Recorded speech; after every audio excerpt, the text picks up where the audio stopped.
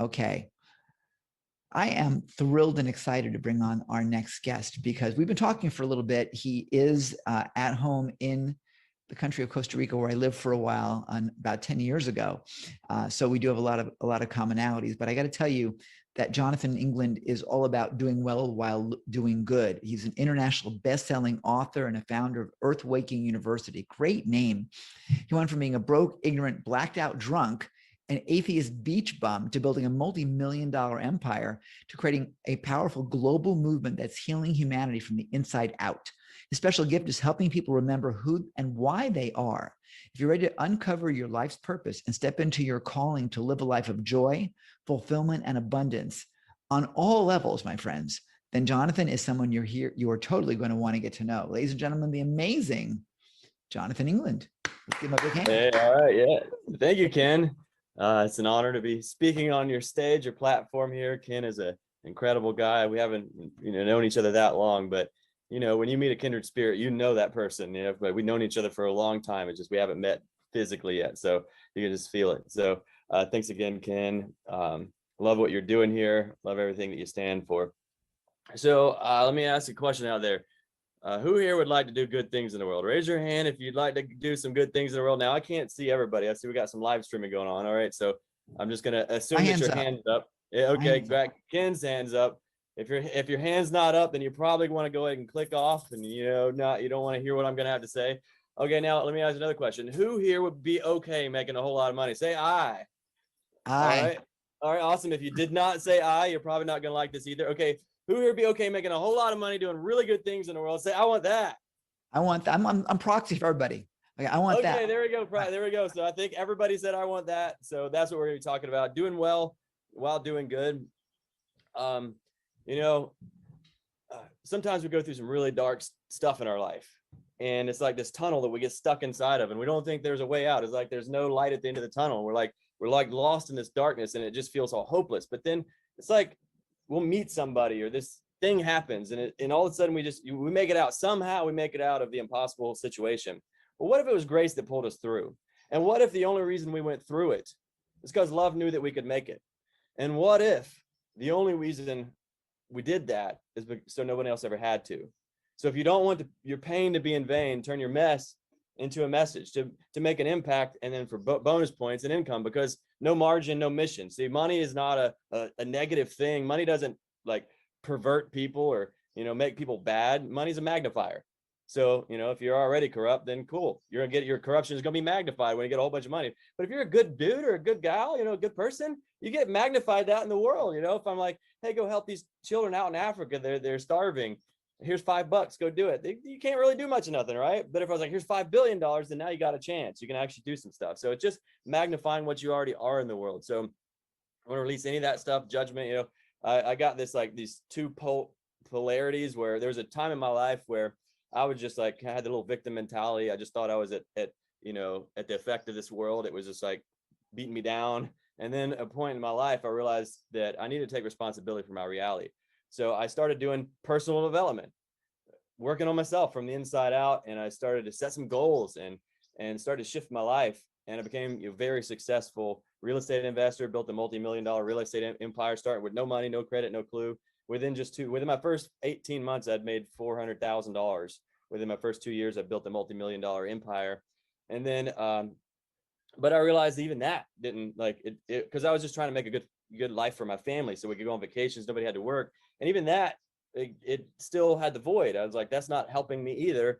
It's not filling the void that I've been searching for to fill my whole life. So then my pendulum swung to the other side, and where I became like pure spiritual. As far as because I was always a all or nothing kind of guy. When we said earlier, Ken said I was a blackout drunk, atheist beach bum. I was blackout drunk, not just drunk. I'm talking about blackout drunk because I'm all or nothing. So if I'm gonna get drunk, I'm gonna get really drunk. So it was all the way. So that's what I did when I went spiritual as well, all the way spiritual. I did a 40-day fast. I didn't eat food for 40 days. I was going to church 5 times every Sunday, twice every Wednesday, all different churches to really just try to get an understanding. And so I went all the way, my pendulum swung all the way to where I was just, I thought giving was better than receiving. Has anybody ever here believed in that myth that giving is better than receiving? There's a time in my life where I believed that. And you know where that led me? That beliefs, our beliefs are determining our destination. You know, our thoughts are directing us. So with that belief, here's where that road led me. From millions of dollars, I just started like giving everything away and just doing just pure giving and giving. And I kind of left me out. And I got to the point where I was homeless, like carless, phoneless, negative bank accounts.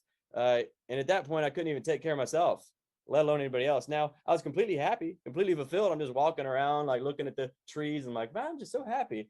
And then my girlfriend, now my wife, well, she wasn't even my girlfriend back then, but now she's now my wife, but she took me in to her little 1-bedroom apartment, and everything was okay.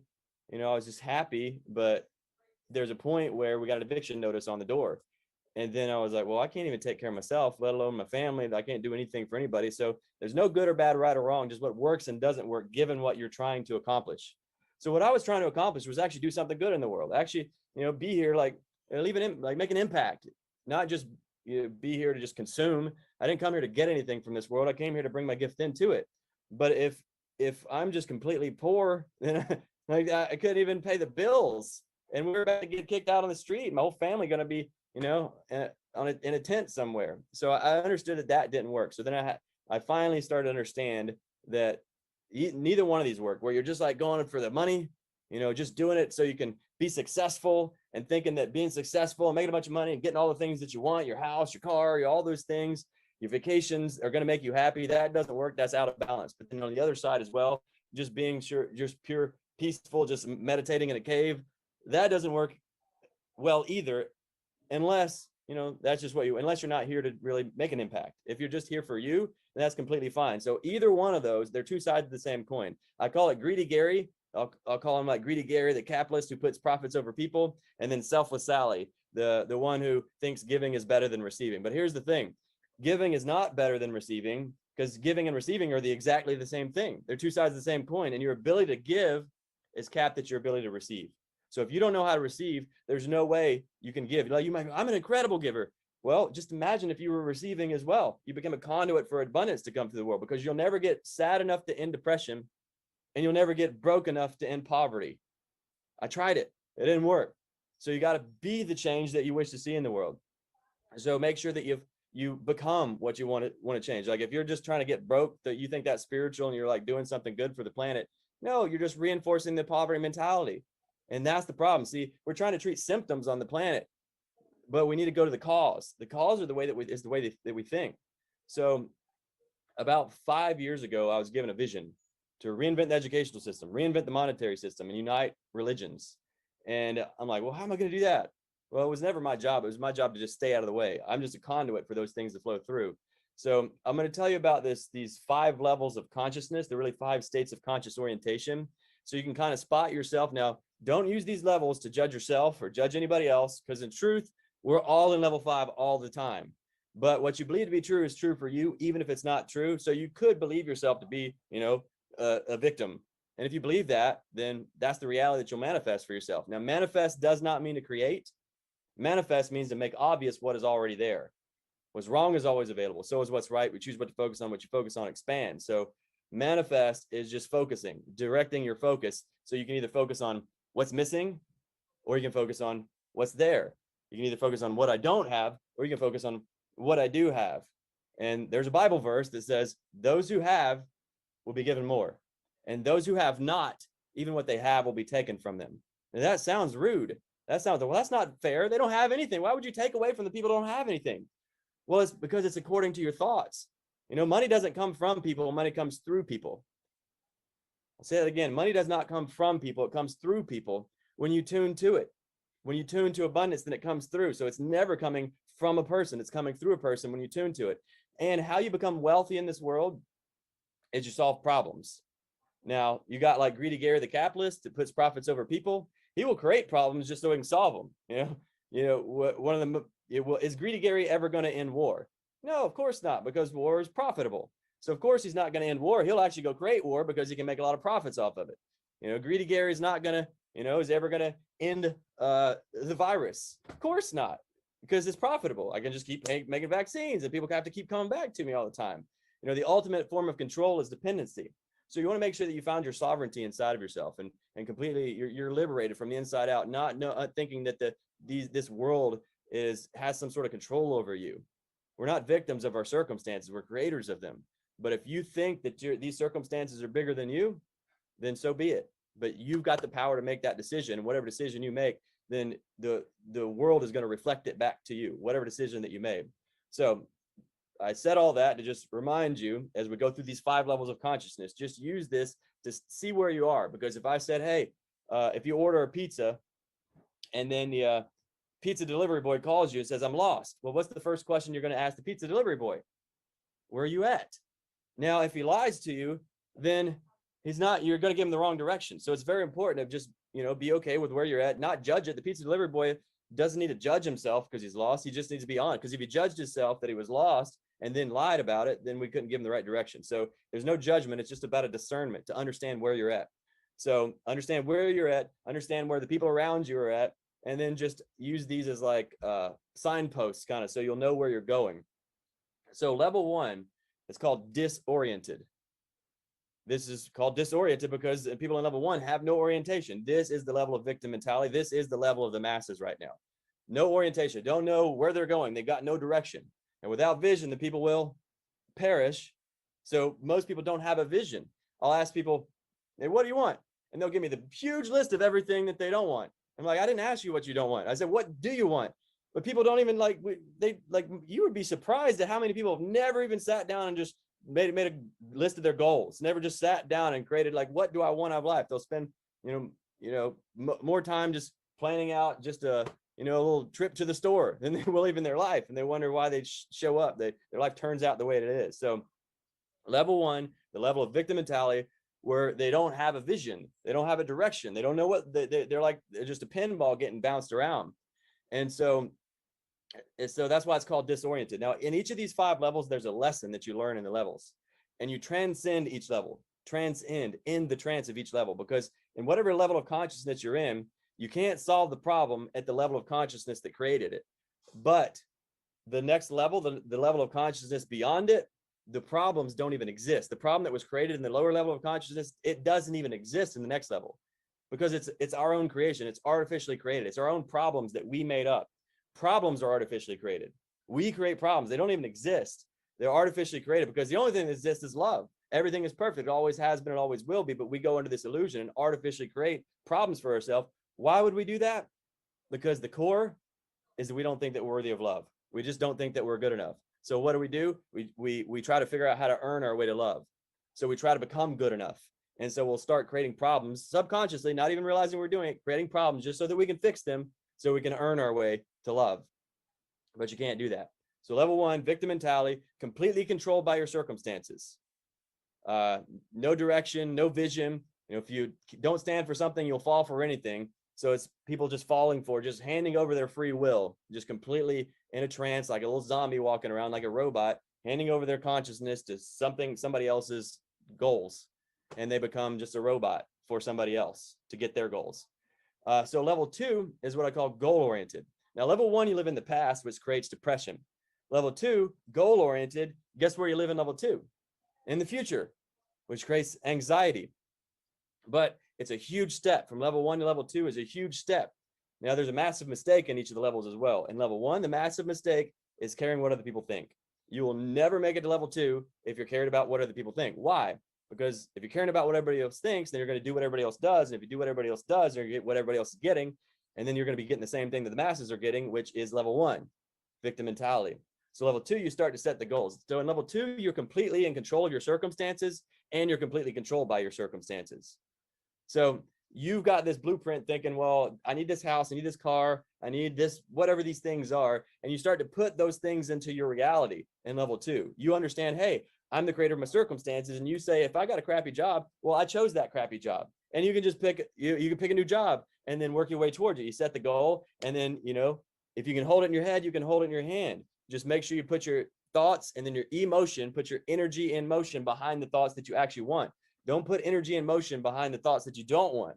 That's what most people are doing. What they don't want, I don't want that. And they get emotional about it. Energy in motion, fear, I don't want that. And they take all their energy in motion and they direct it into what they don't want and get that. So it's very important to get clear on what you do want. That's level 2, getting clear on what you want, and then taking your emotion, your energy, emotion, feeling the experience of that wish fulfilled and moving, acting accordingly so that you can produce those fruits. And the success, it's an emergent. It emerges. It's not like it's something out there waiting for you. Those goals aren't out there waiting for you. It's an emergent. When you put the pieces together, it starts to grow. Just like if you were to bake a cake, you got to take the recipe, you put all these things together, you put it in the oven, and then you bake the cake. All of a sudden it emerges, but you have to put all the pieces together and then it emerges. It's not a linear thing. That's the way like reaching your big goals are. But so in level 2, you're actually so the lesson in level 2 is wealth, which is taking responsibility for your external environment. The lesson level 1 was health, which is taking responsibility for your body. Because if you can't take responsibility for your body, that's the ultimate victim mentality. Even my body's attacking me. That's the ultimate victim mentality. So level 2, you step outside of that, say, okay, I can handle my body and I can actually handle my environment around me. And so you're starting to take your power back. So the way people talk about awakening, I'm awake, right? I woke up, I'm awake. Well, what does that even mean? Well, it means, what it really means, people are like, I had my awakening 20 years ago. Oh, you did? Well, here's what it means. The percentage of awake you are is exactly proportionate to the percentage of responsibility you've taken for your reality. So if you take like 10% responsible for your reality and blame 90% on the government, well, then you're 10% awake. If you're like 90%, except for your children are making you mad all the time, 10% of the time, well, then you're 90% awake. It's just what responsibility you're taking for your reality in 5 aspects of your life: your health, your wealth, your happiness, your relationships, and your spiritual connection.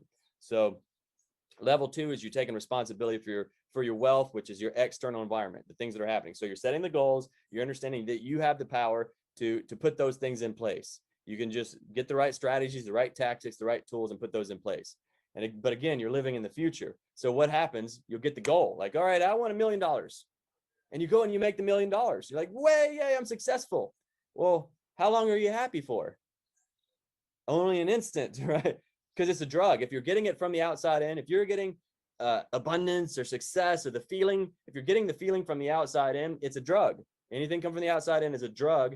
And what happens with that drug is it wears off. And then once it wears off, what happens when a drug wears off? You got to go get another hit. But it's not the same hit. It's not going to do the same thing, right? So you got to get a bigger hit. So now you got to get, it's not $1 million I need, it's $10 million. And you got to keep growing and growing and growing, because you're never in the present moment, because you're always, the moment you make it to where you've been waiting for your whole life in level 2, moment you get there, all of a sudden the new goal emerges in front of you. Like, and then off you go. And you never even enjoyed where you were, right? So level 3 is called journey oriented. Level 1, you live in the past, which creates depression. Level 2, you live in the future, which creates anxiety. Level 3, guess where you live in level 3? In the present, which creates peace. So it's in level 1, you think life is just hopeless. In level 2, you think it's about the destination. Level 3, you realize it's not about the destination, it's about the journey. It's about enjoying the journey. Why do mountain climbers climb mountains? Because they love to climb mountains. They just love it, right? That's why they're a mountain climber. So it's about loving what you do and doing what you love in level 3, or just being, because in level 3, you merge with everything. You find that everything you've always been wanting, you've had within you the entire time. This is when you start to manifest from the inside out. This is the awakening in level 3. The perfect metaphor for level 3 is the Wizard of Oz. In the Wizard of Oz, you got the lion, the Tin Man, the Scarecrow, and Dorothy, all searching for something. What did the lion want? He wanted courage. What did the Tin Man want? He wanted a heart. And what did the Scarecrow want? He wanted a brain. What did Dorothy want? She wanted to get home. So off they go to see the wizard. Just follow the yellow brick road to go see the wizard. Now, what's at the end of that yellow brick road is a wizard. And if you can just get there, he's going to grant you your wishes. So they go all the way across. They're fighting the flying monkeys, doing all this crazy adventure to try to get to this wizard so they could finally get what they wanted. Well, they get to the wizard, and what happens? It turns out he was a fraud. He could never give them what they wanted. He never had it. But the Lion, Tin Man, and Scarecrow all found what they were looking for. Where did they get it? They found it within themselves. They had it the whole time. The lion found his courage. Now, how did he find it, though? This is a very important key right here. How did he find it? He uncovered it. within himself. But he prayed for courage. What did he get? What was the answer to his prayers? Flying monkeys trying to kill him and his friends. That was the answer to his prayers, was flying monkeys trying to kill him and his friends, not just him. Because it wouldn't have been enough if it was just him, because we'll do more for other people than we'll do for ourselves, right? So that lion, if the flying monkeys were just trying to kill him and he's like, I don't have any courage, he would have ran and he would have hid and he would have never exposed his courage. But since it was about something bigger than him, and this is important, it's got to be about something bigger than you so you can actually start to understand who you are, because who you are is way bigger than you think that you are. You're bigger than any circumstance that has ever showed up in your reality. There's no circumstance on this planet that's bigger than you, but we're falling under that illusion. We think that we're consumers when we're actually creators. So the lion had to face the circumstances of the flying monkeys that were bigger than him, but not just attacking him and his friends. And because it was about his friends, he stopped and he did not run. He faced his fears. You know what courage is? Courage is not the absence of fear. Courage is feeling the fear and doing it anyway. So he felt the fear and he did it anyway. So the answer to his prayers, he wanted courage. The answer to his prayers was flying monkeys, was the problem that exposed the courage that was within him. So sometimes we have problems that show up in our reality. They're not actually problems. They're gifts. They're opportunities. Every adversity carries with the seed of an equal or greater opportunity. The bigger the problem, the adversity, the bigger the opportunity. But if we're looking at it as the problem, we're missing the gift. It's never a problem. It never has been. There are no problems. We're artificially manifesting problems. It's happening for a reason. And what that reason is, it's the answer to your prayers. When a problem shows up, it's the answer to your prayers. So you can find what you've been looking for. But see, there's a difference between wanting something and being ready to receive it. Some of y'all are like, I really want a coaching business. I really want to do well while doing good. I want a lot of money. Difference between wanting something and being ready to receive it. How do you know when you're ready to receive it? Well, it's when you realize that it's there already. It always has been, it always will be. All you need is within you now, and you got to tune to it. Because remember, money doesn't come from people, it comes through people. Success doesn't come from the outside, it comes through the outside. Because this world is just your mirror. So you've got to tune up to it. You've got to understand that everything you need is inside. You got to find it inside of you first. When you find it out inside of you first, then it's going to show up, because it appears without, though it is within. It looks like it's out there, but it's really just in here. And when you find what you're looking for inside of yourself, then all of a sudden it's going to appear. I remember whenever I was a broke, ignorant, blackout, drunk, atheist beach bum. Well, guess who my friends were? Broke, ignorant, blackout, drunk, atheist beach bums. Birds of a feather flock together. That's not just a bumper sticker. That's really how it works. So I remember when I told all my friends, I'm like, hey, I'm going to go be a successful real estate investor. What do you think they said to me? They laughed at me. Like, no, you're just like us, man. Like, well, what is that quote? Don't let those who say it can't be done get in the way of those who are doing it. So I said yes, and I made it a must. I said I'm going to do this no matter what, and I found it inside of me, and my whole world transformed. I found the courage inside of myself. I found the confidence inside of myself. I found the real estate investor inside of myself. Found the abundance inside of myself. And you know what? How it really happened? So I got a recipe. If you want to bake a world-class cake, you don't have to spend 30 years to become a world-class chef. You just need what from that chef? The recipe. So I found the recipe. I stopped asking people who didn't have what I wanted and started asking people who did and say, well, how do you do that? And they had a recipe for it. And it cost money to buy the recipe, but it's worth it. So I bought the recipe on how to become a successful real estate investor, starting with no money, no credit, no clue. Now the world would say that's impossible. But the only people that say that's impossible are the people that have never done it. But the people who've already done it, the impossible comes I'm possible. So I took that recipe. I believed in it. I believed in myself. I started doing it, but it took me 6 months before I did my very first deal. 6 months of nothing. I mean, I'm giving everything I got to learn this stuff. And I was driving an hour and a half to a real estate investment club. There was there wasn't a real estate investment club in my city. So I had to drive an hour and a half to get to the nearest one each way. And I drove there every month. Now, why was I doing that? Because you become who you surround yourself with. So I had to if I want to be a real estate investor, I wanted to surround myself with them. You know, I was a broke, ignorant, blackout, drunk, atheist beach bum surrounded by broke, ignorant, blackout, drunk, atheist beach bums. What do you think the chances are of me becoming a real estate investor? Because I'm going to get shamed every time I'm doing something. Because, you know, it's like this little cult mentality. Like people get trapped inside of these things, these little boxes of who they think that they're supposed to be based upon what the other people are doing. And it's just like this dogma and this indoctrination, living from the inside out, caring what other people think.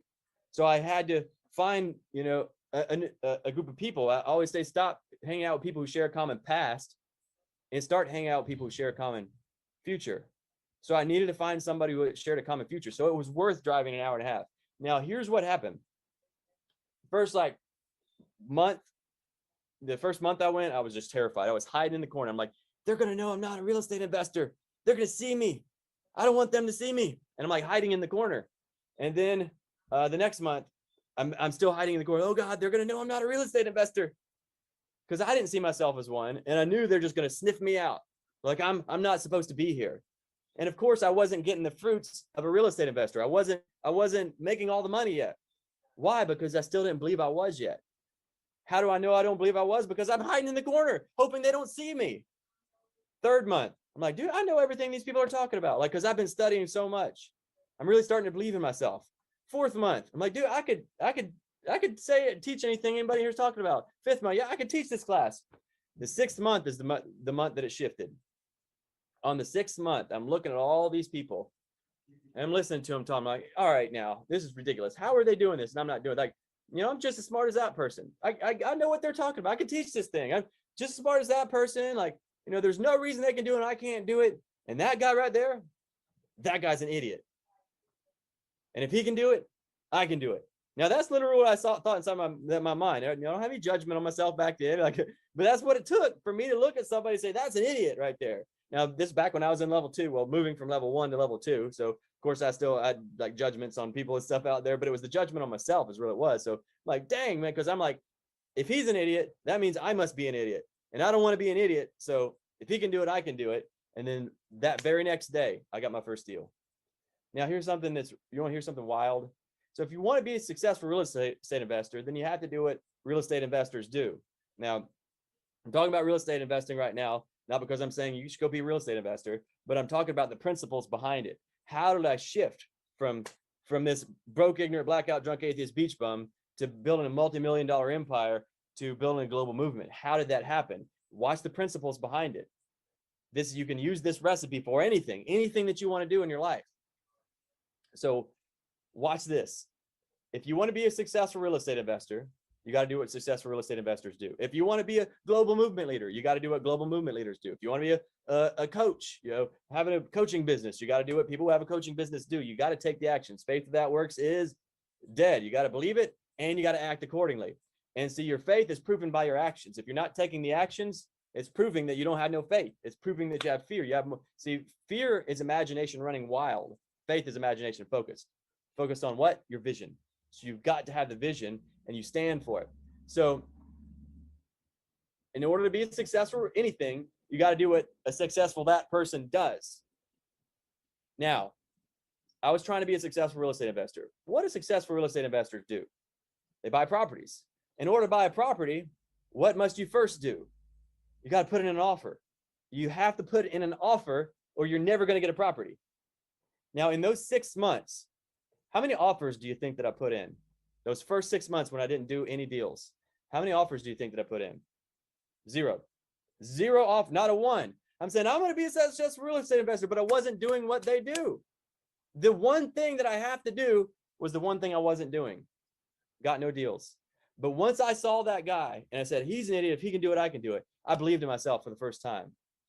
And then I went and did what a real estate investor would do because I believed myself to be one at that point. And then the actions flowed accordingly. See, stop doing things for your worthiness and do things from your worthiness. Stop doing things for abundance and start doing things from abundance. You've got to embody the person that has what you want. See, people come to me all the time say, hey, how can I get these results? How can I have that, John? I'm like, oh, well, that's easy. Just do this, this, this, and this. Well, no, that's not me. I don't do those things. Exactly. That's why you don't have what you want, because the person who has what you want is not the same person that you are right now. Now in the core, In the depth, see, you're programmed right now. That identity that you think that you are, that little small self, that's not you. That's just something that got programmed in, limiting beliefs that you believe yourself to be. So you're under no obligation to be the same person today as you were yesterday. You're under no obligation to be the same person right now as you were 30 seconds ago. You could listen to just one thing that I say and change your entire life. You don't have to explain it to anybody. You don't have to justify it. You just make the decision. And decision means to cut off from all other options. Once you've decided, everything can change. So there's a difference between wanting something and being ready to receive it. How do you become ready to receive it? You've got to see it. You got to see that it's here now. It always has been. The opportunities are all around you, but you just haven't been able to see them because you're not tuned to them. If you're listening to the radio and you're hearing a song on a station, and you've heard like 20 songs on that station that you don't like any of them, only an insane person would stay on that same station. What would you actually do if you wanted to hear a different song? You would simply change the station. Now, what is changing the station? It's changing the frequency. It's tuning to a different frequency. Now, when you change the station, you tune to a new frequency, what happens? You hear a new song. What did you create that new song?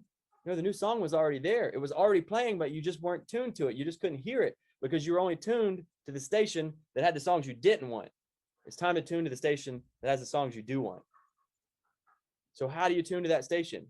Number one most important thing, get yourself around other people. Stop hanging out with people who share a common past. Start hanging out with people who share a common future. Get yourself around people that are tuned to the stations. You will know them by their fruit. The fruit is the results.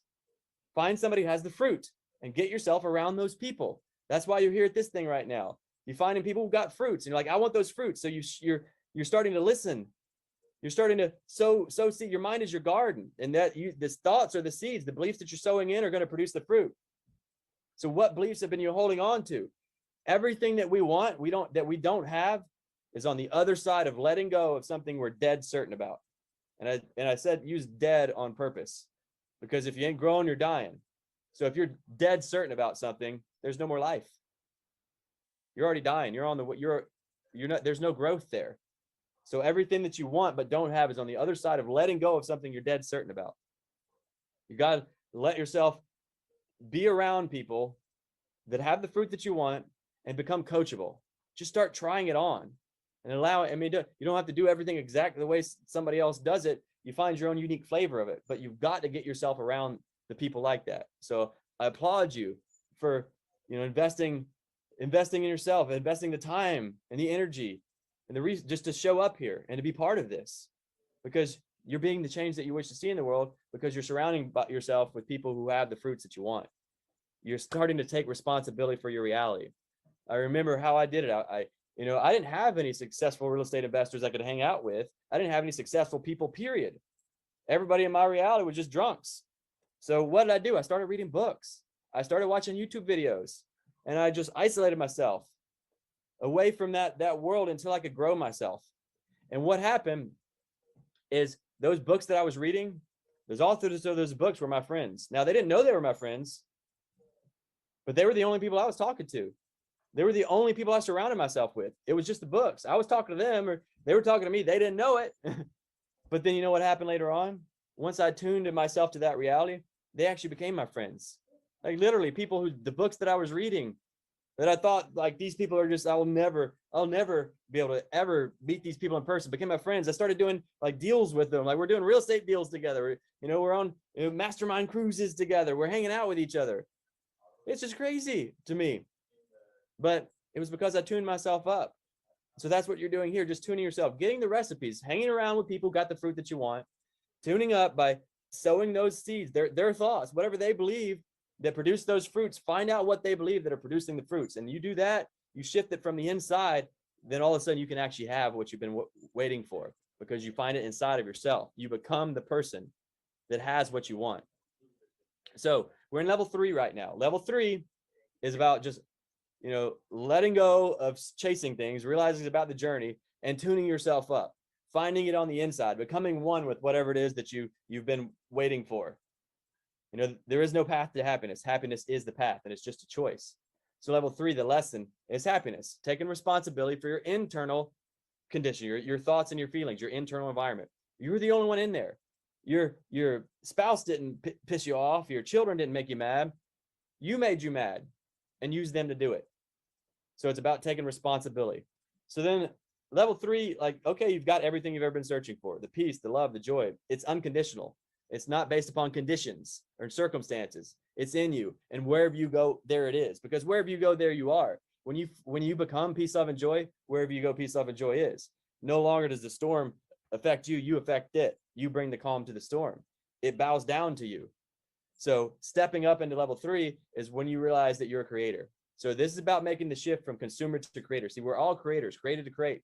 And the likeness and image of God, the full power of God, yet we've been conditioned to consume. And we're taking things from the outside in, just smashing us down. We're a supernova that has somehow convinced ourselves we're black holes. So level 3 is when you flip the switch and find everything you're looking for inside of yourself. And then all of a sudden it just starts to emerge around you. It's the easy route. The other way is the tail wagging the dog. It's trying to get the mirror to change before you change. If you try to shave your mustache off your mirror, it doesn't work, but that's what people are doing all the time. They're so mad about their results, but the results aren't the problem. The results are perfect. They're a perfect reflection of your thoughts. So it's about tuning yourself up, tuning your thoughts, tuning yourself from the inside out, getting your thoughts, your beliefs in alignment with the person who actually would have the fruits that you want. Believe yourself to be that already, and then you take actions accordingly. So level 3, the complete awakening. You're good to go. Everything you've been searching for, you're done on this planet. You don't need this planet anymore because you found everything you've been looking for. Now you find that it was in you the entire time. So why would you still hang out? Why wouldn't you just ascend, right? Why wouldn't you just be done? Well, because there's still 2 more levels. Level 4 is what I call value oriented. This is where you actually start to, like in level 3, you're like just sitting in pure heaven on earth. And then what starts to happen is you start to look around and you start to notice all your friends and your family and your loved ones. And they're still trapped inside the cage that you just made it out of. Now you realize it's a self-imposed prison and the handle's on the inside, but they don't know that. So level 4 is where you start to unlock cages, or rather show people where the handle is so they can actually unlock it and get themselves out. Because obviously they've got to decide if they want to get out of the cage or not. So level 4 is kind of like unlocking cages, helping people out. It's giving people a hand up, because now it's not about you anymore, because you got everything you've been looking for. So level 4, you start to serve humanity. You start to serve your loved ones. You start to overflow. You've got all the love you could ever need, and you've got an abundance of it, and it overflows around you. The lesson in level 4 is relationships, taking responsibility for connection and contribution to others, because relationships aren't a place you go to get, they're a place you go to give. But if you're still trying to get, then you don't even have a relationship. A relationship has you. If you're trying to get from your job, you don't, or if you're trying to get from your business, you don't have a business, your business has you. If you're trying to get from your relationship, you don't have a relationship, your relationship has you. If you're trying to get from your parents, you don't have parents, your parents have you. If you're trying to get from your government, you don't have a government, your government has you. So it's about finding what you want from the inside out, starts to overflow around you. That's what level 4, you overflow around you, just pouring love out all around you. Oh, I forgot to finish the story with the Wizard of Oz. So the lion found what he was looking for. Tin Man and Scarecrow found what they were looking for. But Dorothy, she didn't find what she was looking for, did she? She's like, well, that's great. You guys got that. But I'm just trying to get home. And how am I going to get home? I can't make a tornado and go back the way that I came. I can't go back on a tornado. How am I going to get home? And then the good witch shows up. And she says, Dorothy, it's your shoes, Dorothy. She's like, my shoes? What are you talking about? She's like, the shoes will get you home. She's like, well, I got these shoes. Remember when she got the shoes? When did Dorothy get the shoes? At the very beginning of the movie, when she very first showed up into Oz. See, the problem cannot exist without the solution. They're 2 sides of the same coin. The problem could not be there if the solution wasn't already there. They're the exact same thing. Just like giving cannot exist without receiving. Receiving cannot exist without giving. See, it's in giving that we receive. But most people don't understand this next one. It's in receiving that we give. They're the exact same thing. When you receive, if you got somebody who really wants to give, if you've ever given to somebody and they're like not a very good receiver, it doesn't really feel that good. They're like, oh, no. It doesn't feel that good. But if you give to somebody who's a gracious receiver, like, oh my God, thank you so much. And they're just so happy. You get to receive when you give. It feels so good to give somebody like that. So it's in receiving that we give. So the problem and the opportunity are the same thing. The solution and the problem, they're there at the same time. Just like giving and receiving, they're the exact same thing. You cannot have a problem without the solution already being there. You just haven't learned how to see it yet. So Dorothy already had the solution to a problem. It was her shoes, but she couldn't see it yet. She's like, it's my shoes. I've had these whole time. The good witch said, yes, you've always had the power, my dear. You just had to learn it for yourself.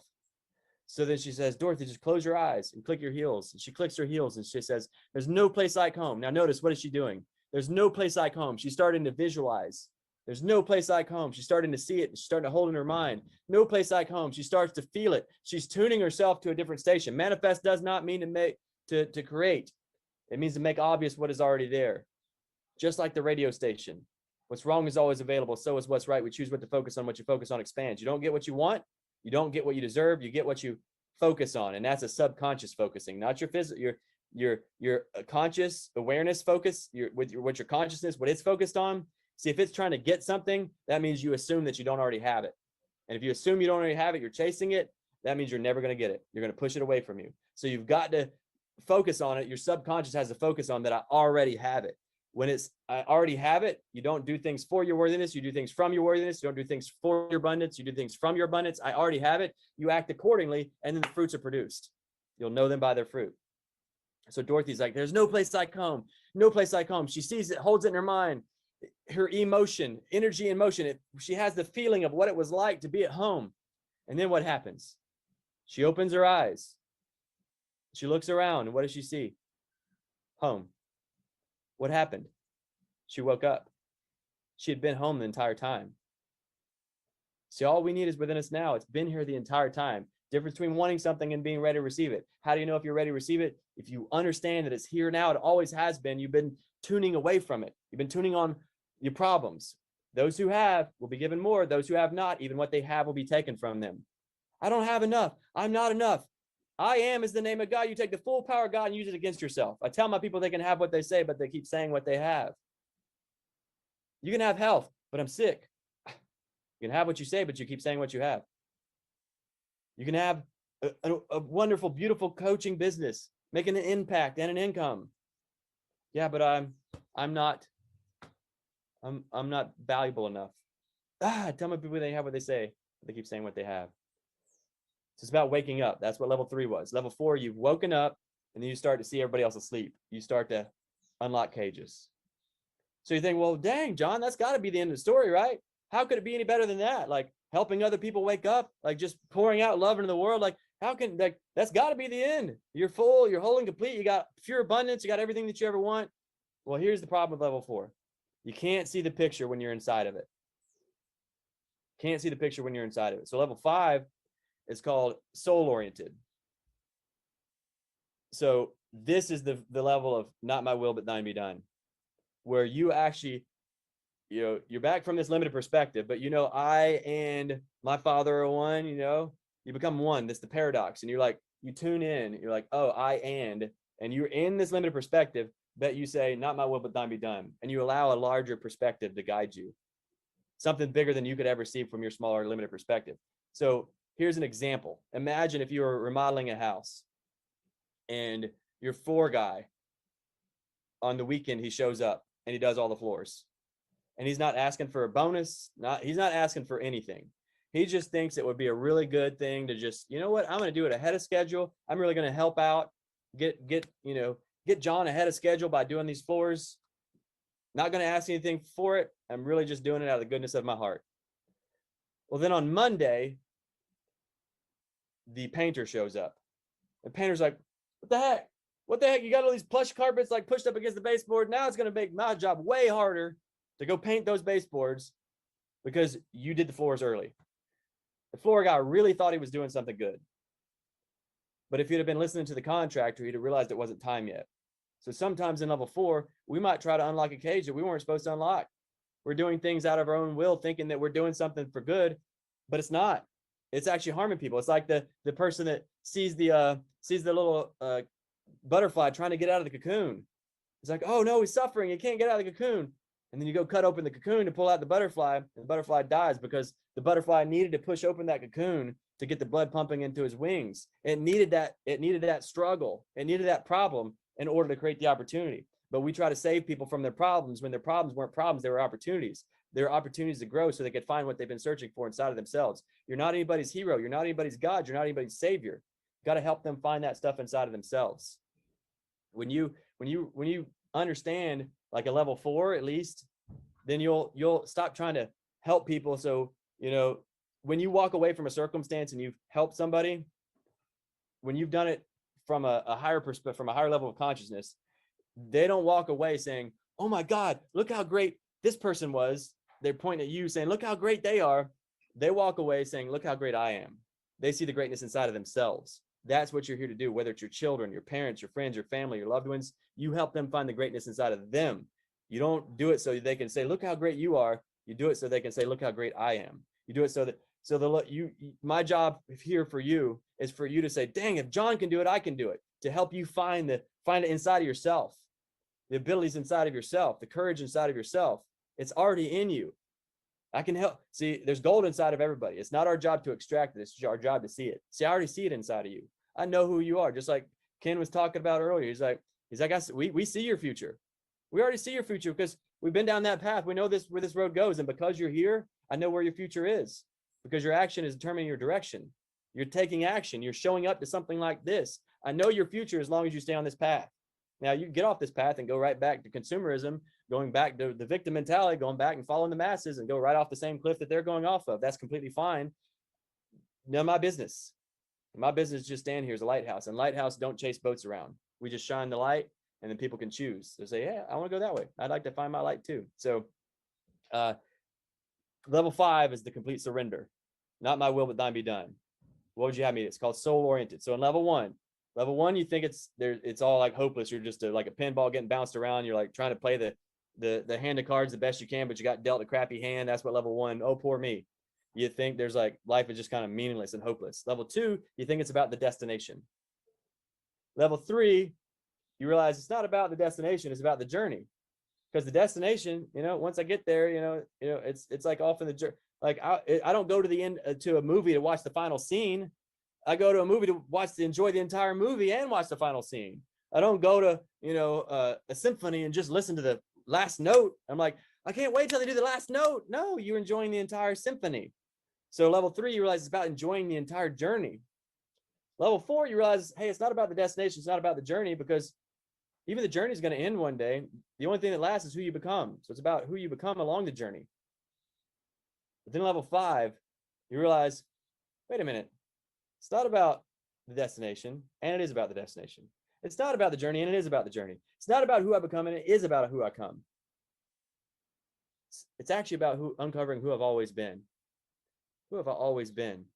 And just allowing that to grow. Because what's happening? An egg broken from the outside in means death. From the inside out means life.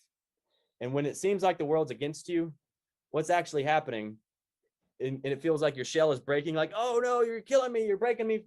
What's actually happening is you're outgrowing your shell. The cracks aren't happening from the outside in. They're happening from the inside out. You're just getting too big. You're outgrowing your shell, and it feels like a problem. And it is a problem because you contain yourself into a small circumstance that you've already outgrown. Let yourself expand and grow and become bigger than that circumstance. So level 5 is about remembering who you've always been, and who you are as a powerful creator. Why you are is to create. You're a creator, created to create. It's who you are. That's why you are. Who you are is love. Why you are is love. You're here to love. It's all we are, all of us. See, love is infinite connection. So love is about the great remembering. We're all remembering who and why we are. We're all one. Everything's perfect, always has been, and always will be. Just like Dorothy. It's time to wake up. Biggest myth is I'll believe it when I see it. The truth is I will see it when I believe it. You change the way you look at things. The things you look at change. Literally, it's proven in quantum physics. The actions of the observer are determined by the observer. It's time to figure out who and why you are from the inside out. So, congratulate everyone for being here. Thank you so much for doing this for yourself, because you know what? When you take responsibility for your reality, when you find out who and why you are, you step into your purpose. Not just your world gets better, my world gets better too, because we're all connected. And so this is about a movement. This is about an awakening, about finding healing humanity from the inside out. You know, we got an event we do every 2 weeks. It's called Awaken Life Live. It's a 2-day full immersion transformational event. We got people that come in there with they're suicidal, about to, like, this is their last shot. And it's an online event. And I thought there was no way we can heal things like this in 2 days online. Thought it was impossible. But people show up there, boom. They're like peace, love, and joy. They walk out with peace, love, and joy. All their suicidal tendencies are gone. Got people walk in with cancer.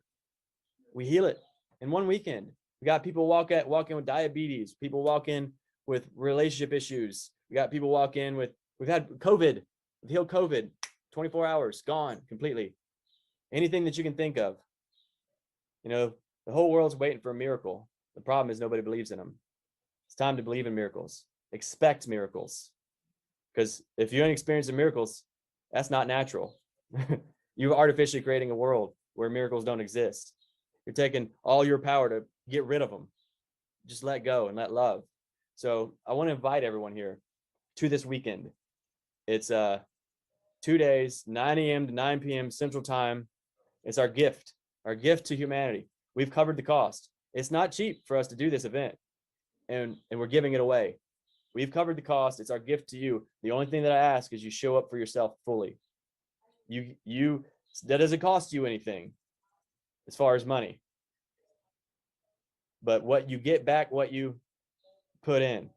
So I invite you to put in everything, put your heart into it, and you're going to get everything that you've ever been wanting. You're going to find inside yourself if you would just show up for yourself. So I'm going to put the link in here. It's awakenedlifelive.com/free. And you can actually just register, show up. We do it every 2 weeks. Hopefully you can make it. We got one coming up. Hopefully you can make it that one. If you can't, show up to the next one. So, you know, I got a problem right now. My problem is, well, I got a really great thing that's happening right now. A really great thing that's happening right now is got thousands of people are registering for this event every couple of weeks. That's really great. And I got a problem. The problem is there's only thousands of people registering every couple of weeks. We need millions. If we could spread this as fast as the virus, there would be no virus. All the problems on the planet, I'm telling you, you show up. I know it sounds like a big promise, but you show up to this event, you show up fully, and you allow yourself to experience this event, you're going to walk out of that thing knowing, holy crap, like, it's possible. Like, we can actually end all the problems on the planet, like, immediately. All we got to do is just share this, spread this movement. And so you're going to start to find your voice from the inside out, that event too. And so what happens is, like, your torch gets lit, and it's happening exponentially because you don't need us. You find everything you're looking for inside of yourself, and all of a sudden your torch is lit and it's expanding all across the world. And there's ripple effects going across the planet. All across the planet right now, people are waking up. People are healing from traumatic experiences, from PTSD, from everything that we never even thought possible somebody could heal from. They'll go to like therapy for 20 years, and in 20 minutes at this event, it's gone, healed. And not just for them, because now, see, if you don't want your pain to be in vain, turn your mess into a message. So they found their mess becomes their message, that it's possible. And it's healing humanity. It's like a ripple effect across the world, because now people can say, well, dang, if John can do it, I can do it. If all these other people, if Ken can do it, I can do it. These people are doing the impossible. They become the change they wish to see, and then others can step up. You know, we've heard the story of Roger Bannister. He ran the 4-minute mile. All the scientists said it's impossible, but he believed it. He started to visualize it. Remember, if you can hold it in your head, you can hold it in your hand. The biggest myth is I'll believe it when I see it. The truth is I will see it when I believe it. The world didn't believe it, but he did. And he believed it so hard that he ran a 4-minute mile. It was physically impossible. But the crazy part is how many people did it that same year, right after he did it. Once they saw him do it, they said, dang, if he can do it, I can do it. And now there's high school students that can do it. But it's just because they have belief now. So I invite you to come to this event and just give faith a chance. Like, we can do this. I know there's a lot of crazy stuff going on in the world right now. People are suffering, tremendous suffering going on, but it doesn't have to be that way. Help us share this movement with the world, and we're going to help you find your movement, find your message, and share it with the world. And you become a lighthouse, and we're going to magnify that. So come on, lock arms with us. Let's do this thing together. We're going to walk each other home to love. And, you know, we're going to birth a new earth. birthing heaven on earth. Yeah, here I'm in Costa Rica right now. We're birthing, actually got our first sustainable village we're building down here. We're gonna be building these all over the planet. We got our own monetary system called the Nature Coin. It's backed by physical land. Like that, we've done it. We've already reinvented the educational system, reinvented the monetary system, and united religions. Now we got to do is scale it. It's done. Humanity is healed. Now it's just rest the people they can keep suffering all they want, but it's just an experience. I'm not going to try to change their experience. If they want to suffer, they can suffer, but they don't have to. Show up, bring your friends, your family, and loved ones. Give this gift to all of humanity. Just awakentolifelive.com/free. We've covered the cost. You just show up for yourself fully. And I think that's and if you guys want to download my book too, maybe you're like, hey, dang, I can't this weekend. I can't show up to that event 2 full days, but I got a book that you can read. You can get the audio version, completely another gift. I'm just going to gift it to you. It's at findyourpurposebook.com. You can download that. Just put your email address in. You'll get the PDF and the audio version. It's a gift. Just use it. Just show up for yourself fully.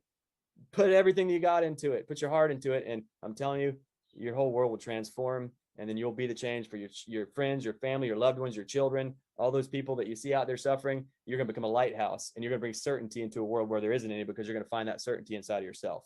So thank you all for hanging out with me today, being here.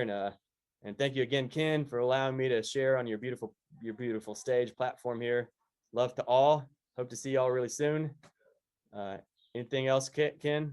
Well, first of all, I just said hello and you took it. So it's pretty awesome. I didn't even know what I was going to do, by the way. I had no idea what was going to literally. Well, we talked briefly before we went on, because we were talking about the technology challenges that you're experiencing. I was like, it will be perfect, whatever it is. And absolutely it was. A couple things. First of all the URLs that Jonathan mentioned, don't worry, they're on the dashboard. So go to worldloveweek.com/dashboard and you'll have them. Okay. So they're there, not to worry about all the different URLs. They're there on the dashboard for you. We'll also be emailing you directly. So make sure, if you're just watching in Facebook and just didn't register at worldloveweek.com, make sure you register at worldloveweek.com so we can email you that information as well, because I want to make sure you have that. You want to attend the 2-day event. Now, candidly, I haven't done it yet because it's been conflicting with some of the events I've been producing, but I'm online for it. And everyone that I know who has taken that 2-day event has said, holy mackerel, you got to do it. So there'll be another couple of sleepless nights ahead for me working on Eastern time, or whatever that you're on. But I'll tell you what, from what everyone has told me, it is something you do not want to miss. And don't keep pushing it off just because Jonathan does it every 2 weeks. Don't keep saying, I'll catch it 2 weeks from now. Do it now while you can. The only reason why I haven't done it is because I've physically had limitations and other obligations in the middle. And I don't want to do it just like a few hours here. I want to do the whole thing. So make sure you block the time and you show up and you do it. And get the book, get the audiobook. I mean, Jonathan stands for love. That's what he does. And it's funny, Jonathan, the image behind you is very, very similar to the mock-ups of the homes we were going to be building in Costa Rica.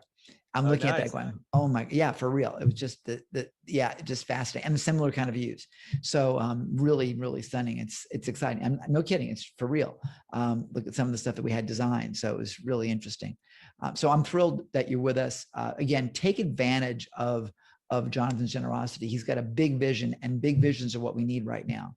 And we need people to move those along. This week, 24/7 with multiple speakers from all over the planet, a big vision, a crazy vision, nuts, but we're doing it. And I want you to be able to do the same thing in your life too. This will help you. So Jonathan, thank you for being part of this event, for doing what you do. The world needs it for sure. All righty. Well, any final words? You got 30 seconds. Take it. No, that's it. Just show up to the event. Yeah, like Ken said, don't delay it. You never know what's going to happen. We might not be doing it again in a couple more weeks. So just show up. Like, make sure you show up. This is an incredible opportunity. So we'll see you guys there. Love you all. Appreciate you. Thanks, Jonathan. You're watching World Love Week here at worldloveweek.com and on Facebook and on YouTube live for the next few more days, 24/7.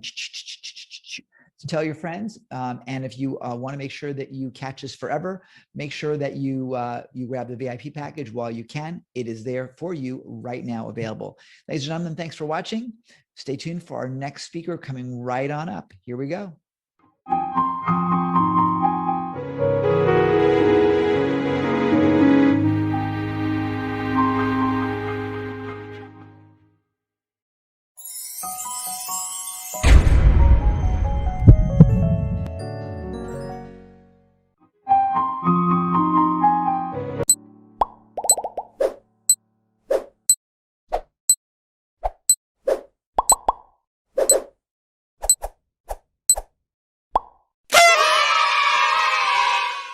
Welcome everyone. Welcome to another session.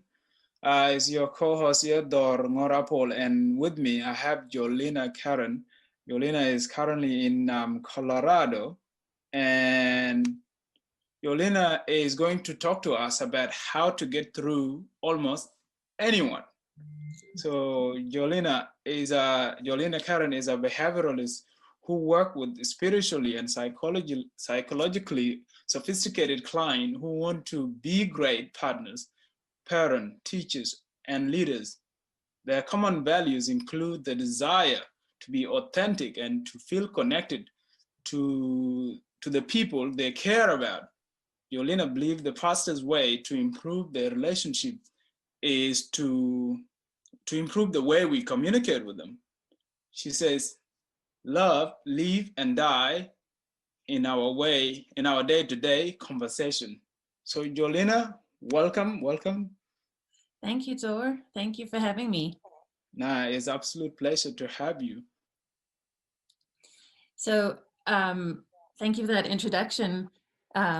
Yes, I'm going to be talking about how to get through to almost anyone in this conversation.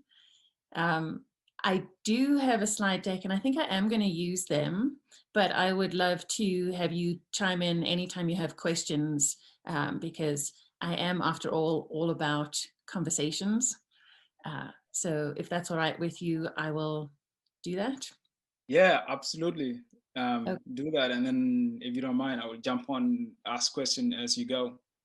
Absolutely, please do. Okay, so I'm going to share my screen. I'll put this. Give me 1 second here. There we go. And I'm going to share the screen. I think that should work. There we go.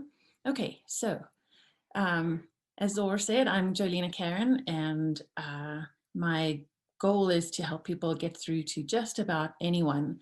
I'm a healer, a teacher, and a coach, with a mission to bring science and spirituality together in order to make sense of the human experience, especially as it pertains to healing the divides between us. So I'm wondering if you can relate to this. Most of my clients show up with some degree of anger or frustration or sadness because they're feeling a disconnection between themselves and somebody that they care about. So my clients are very often spouses. Usually it's the wife showing up, wanting to know how to get through to her husband, or it's a parent who is dealing very often with a teenager, feeling afraid that they're losing connection with their child, and they're asking questions about how do they get through to this child of theirs. And then the third group of clients that I work with are business owners and executives who are struggling with relationships within their groups or with their employees. And the consistent question is, how do I get through to whoever it is that they're struggling with? Of course, what they're looking for is to reestablish that connection and return to feelings of love and appreciation and feeling valued. So the bridge between us is, in my opinion, great communication. So great communication has two components to it. There's the skill component, which is the what are you doing part. And then there's the presence component, which is the who are you being in the relationship part. For this talk, I'm going to focus on on the skill part. What are you doing? The art of developing presence is a much deeper personal development journey that requires more time and more time than we have here, and certainly is a lifelong journey for most people to integrate the parts of themselves and become a whole, fully functioning individual. So the goal of having a conversation in which you really get through to somebody should be, your goal should be to make people feel seen and heard, understood, and appreciated for being exactly who they are. So seen and heard, understood, and appreciated for being who they are is the goal. Now, it's, you know, most people think about listening skills or communication skills as being soft skills, and we typically think about them with relationship to personal relationships. But the application in business is just as important. You know, if we can't listen, we can't sell. If we can't listen and communicate in a way that makes people feel seen and heard, understood, and appreciated, we certainly can't lead people. If we can't communicate in this way, it's very difficult to resolve conflicts. And the other piece is, if we're not able to listen in a way that makes people feel seen and heard, understood, and appreciated, we actually lose the ability to draw out of them their best ideas, their best creativity.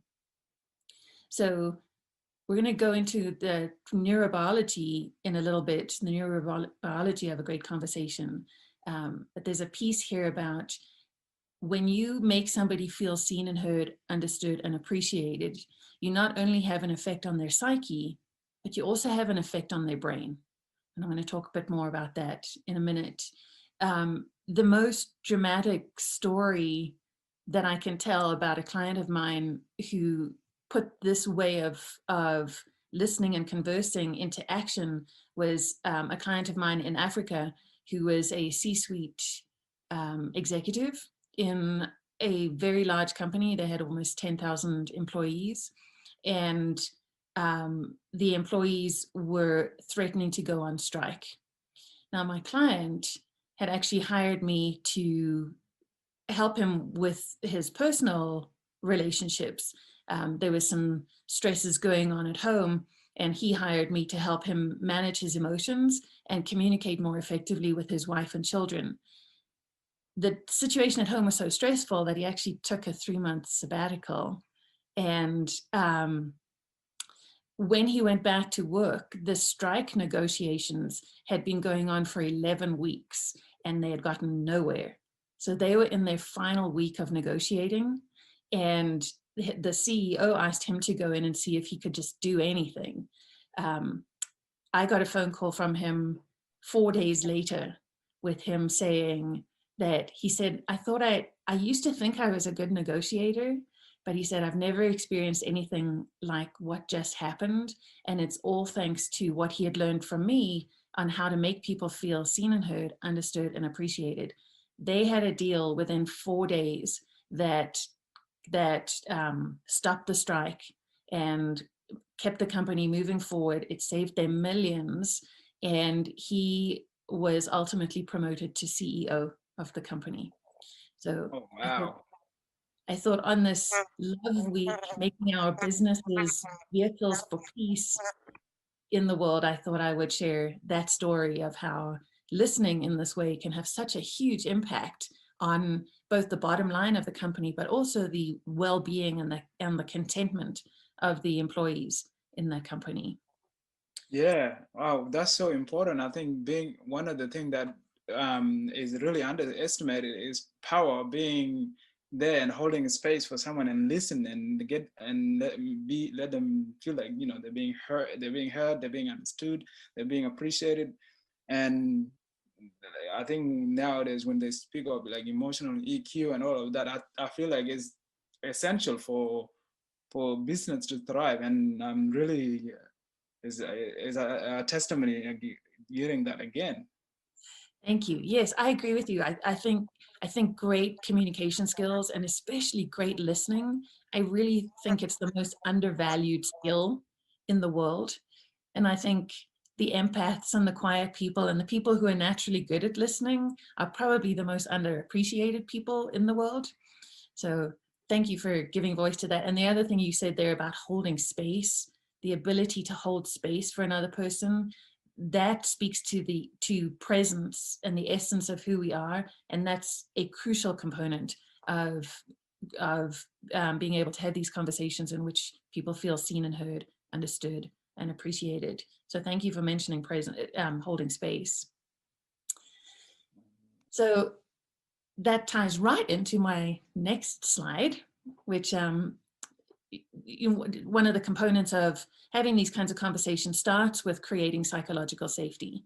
And over the last 20 plus years of working with clients, I've realized that there's a flow of conversation that matches the flow of information in the brain.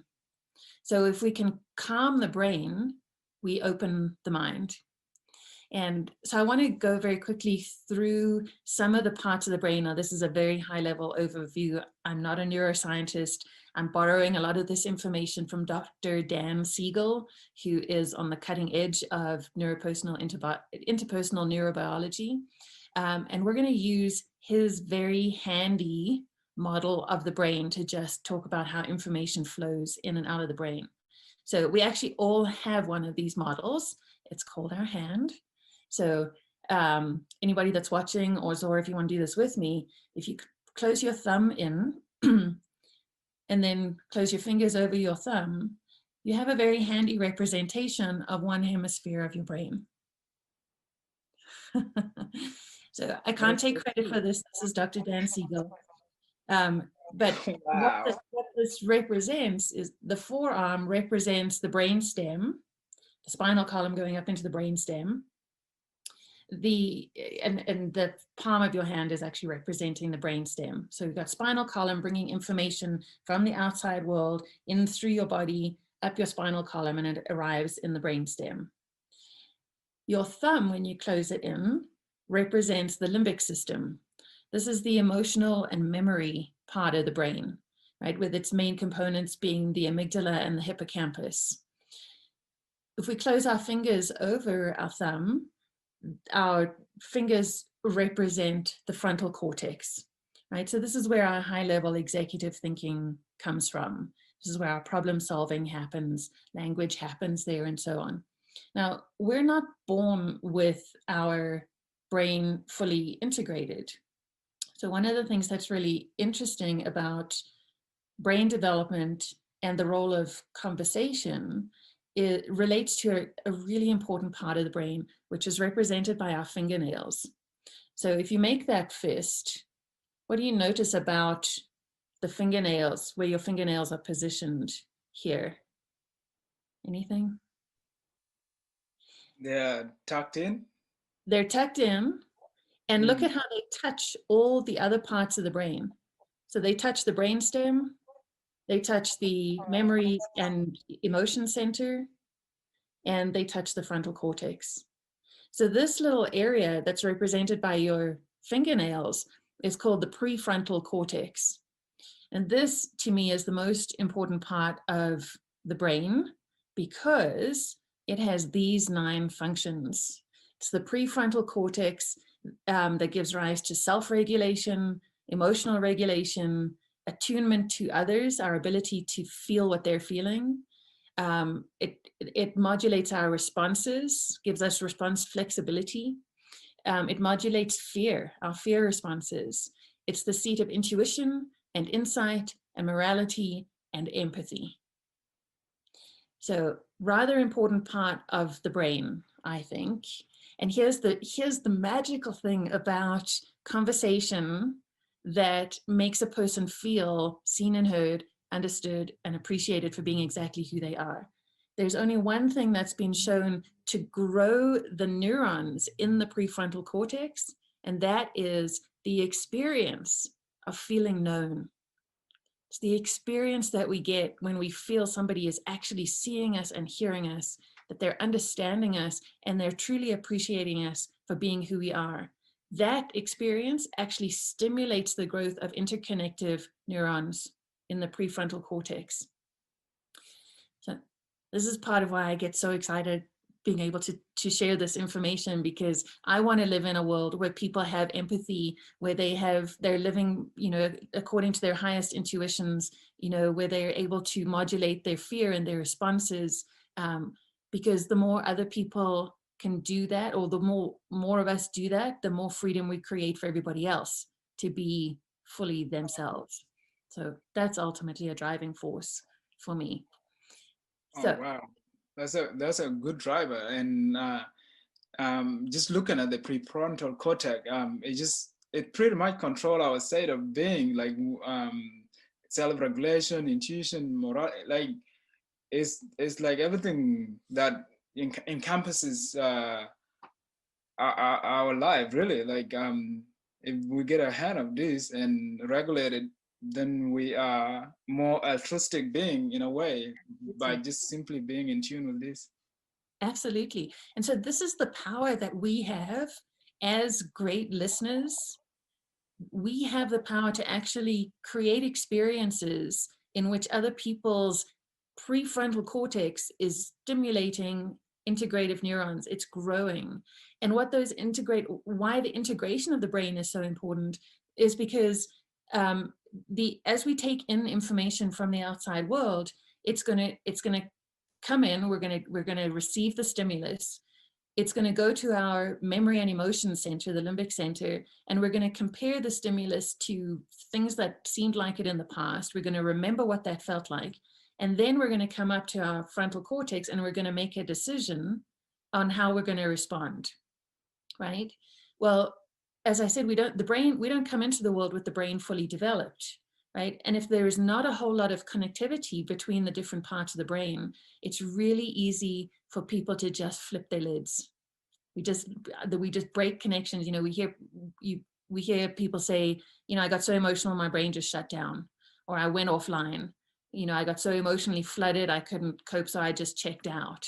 Well, the checking out literally it's almost like there's the parts of the brain disconnect. So they're not talking to each other.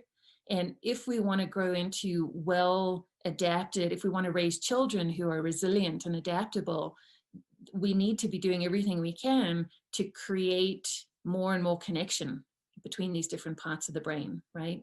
And the same at work. You know, if we're wanting our team members around us to tap into their creativity, then we have to create experiences where they feel psychologically safe, where all parts of their brains are integrated and they can access all of their genius and give expression to it. So we as great listeners have tremendous power, and I think tremendous responsibility as well. So again, thank you for this opportunity to share some of this stuff. So,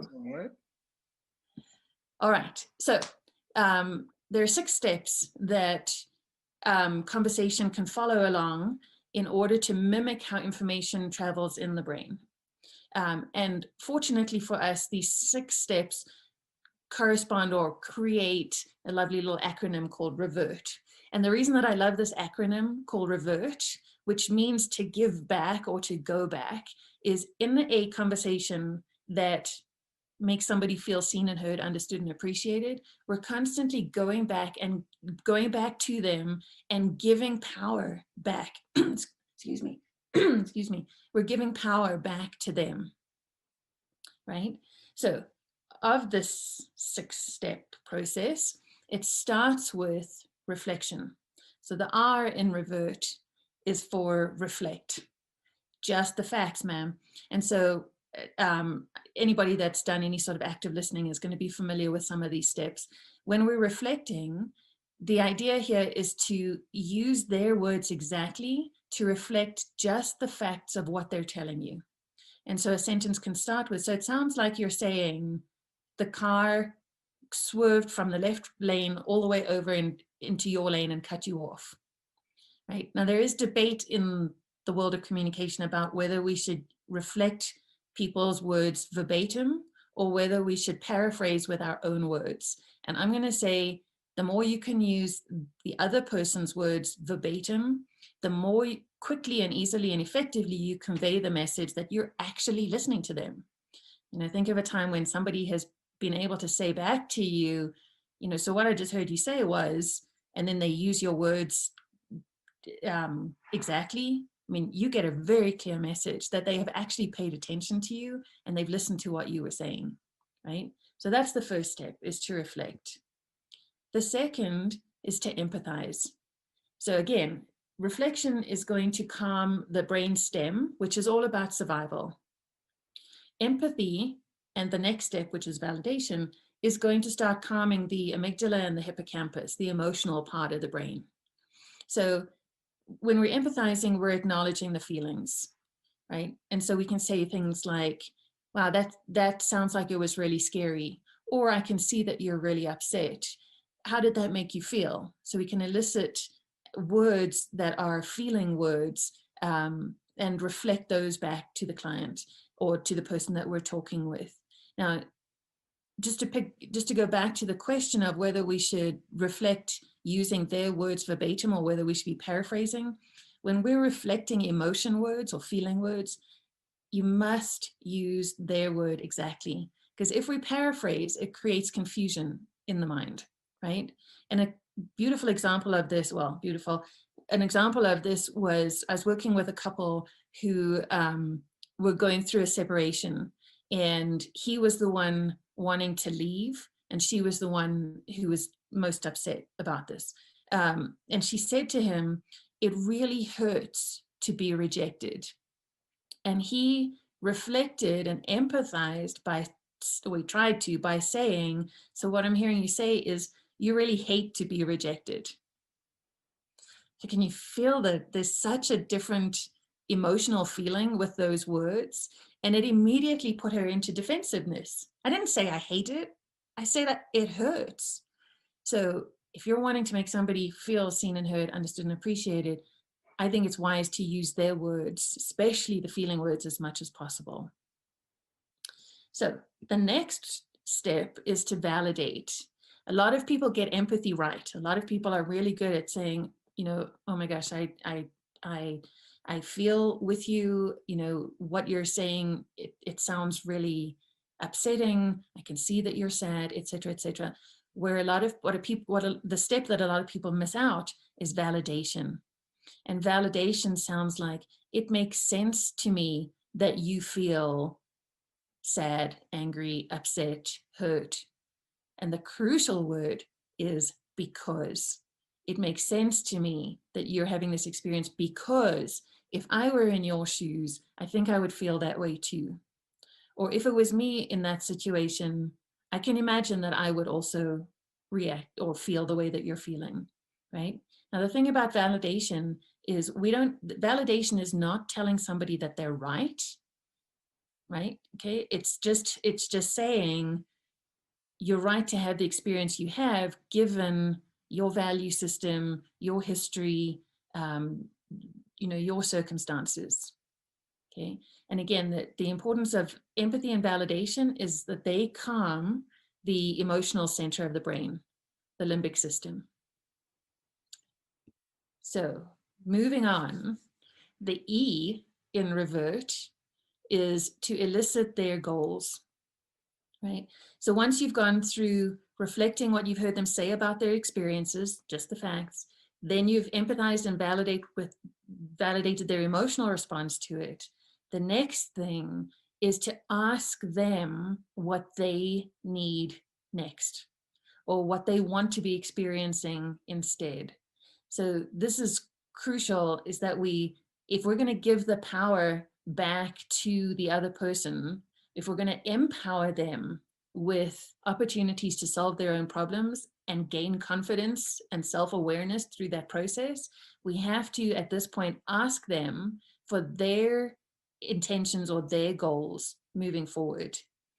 The big mistake that I see people making here, especially the well-meaning, caring parents of the world, is that they often jump in too quickly here with trying to fix the problem. Same goes for very well-meaning husbands, ladies. They jump in too quickly with, let me tell you what you need, right? Here's the solution that I see for your problem, right? Please don't do that. This is where personal development, this is where ego integrity, this is where ego strength comes into, because so many of us caring people, and I've had to learn this over the years, so many of us caring people get our sense of self-worth from being able to be helpful and provide information and, you know, tell people what they can and could be doing in order to improve their situation. Don't do it. Take a deep breath, ask the other person, so what is it that you want right now? What is it that you need to move on from this situation? Then, once the person has had an opportunity to feel into and to think about what it is that they want next, the next thing is to redirect them. This is about handing the power over to them to solve their own problem. So the redirection question is, so what can you do to help yourself? What could you be doing to move yourself from here to there, right? Again, the mistakes that I hear people making that can take power away from the other person is, what do you need me to do? How can I help you, right? The first question that we need to be asking is, what can you do to help yourself? This is how we build resilience. This is how we build confidence. This is how we give people an opportunity to dig into their own creativity and bring out their genius. We ask them, what can you be doing? And there is a piece, there's sort of a nuance here where we can think about it in terms of directing in space and time. So in space, if somebody is feeling like they are the victim of something else, then asking the question, so, you know, the challenge is coming from the outside in, then the redirection is from the inside out. What can you be doing to affect your environment or affect the situation? Time, if a person is stressing about something that could be coming in the future, a redirection in time could be you saying, remember a time in the past when you handled this situation? What did you do then that you could be using now? Or if a person is stressing about something they did in the past, then a redirection in time is you saying something like, think about how in the future, this situation is going to help you. What are the gifts that you could be taking from this situation or the situation in the past that you can use in the future? So just little nuances there with redirection questions. And then the final, sorry, good. Then the final step here is to thank them. Always thank, you know, to live with an attitude of gratitude, I think is priceless. If somebody has been vulnerable enough to actually open up and share with you what's going on for them, then I think they deserve to be thanked for that. And I want to say you too deserve to be thanked. If you have held space for somebody, if you've made them feel seen and heard, understood and appreciated, then you too deserve to be thanked. So I have one more slide, but I don't have my timer on my screen. So Zora, could you give me a cue here? How are we doing? We have 1 minute to wrap it up. 1 minute and a bit. All right. So I'll just recap there: reflect, empathize, validate, elicit their goals, redirect, and thank them. And thank you for this time.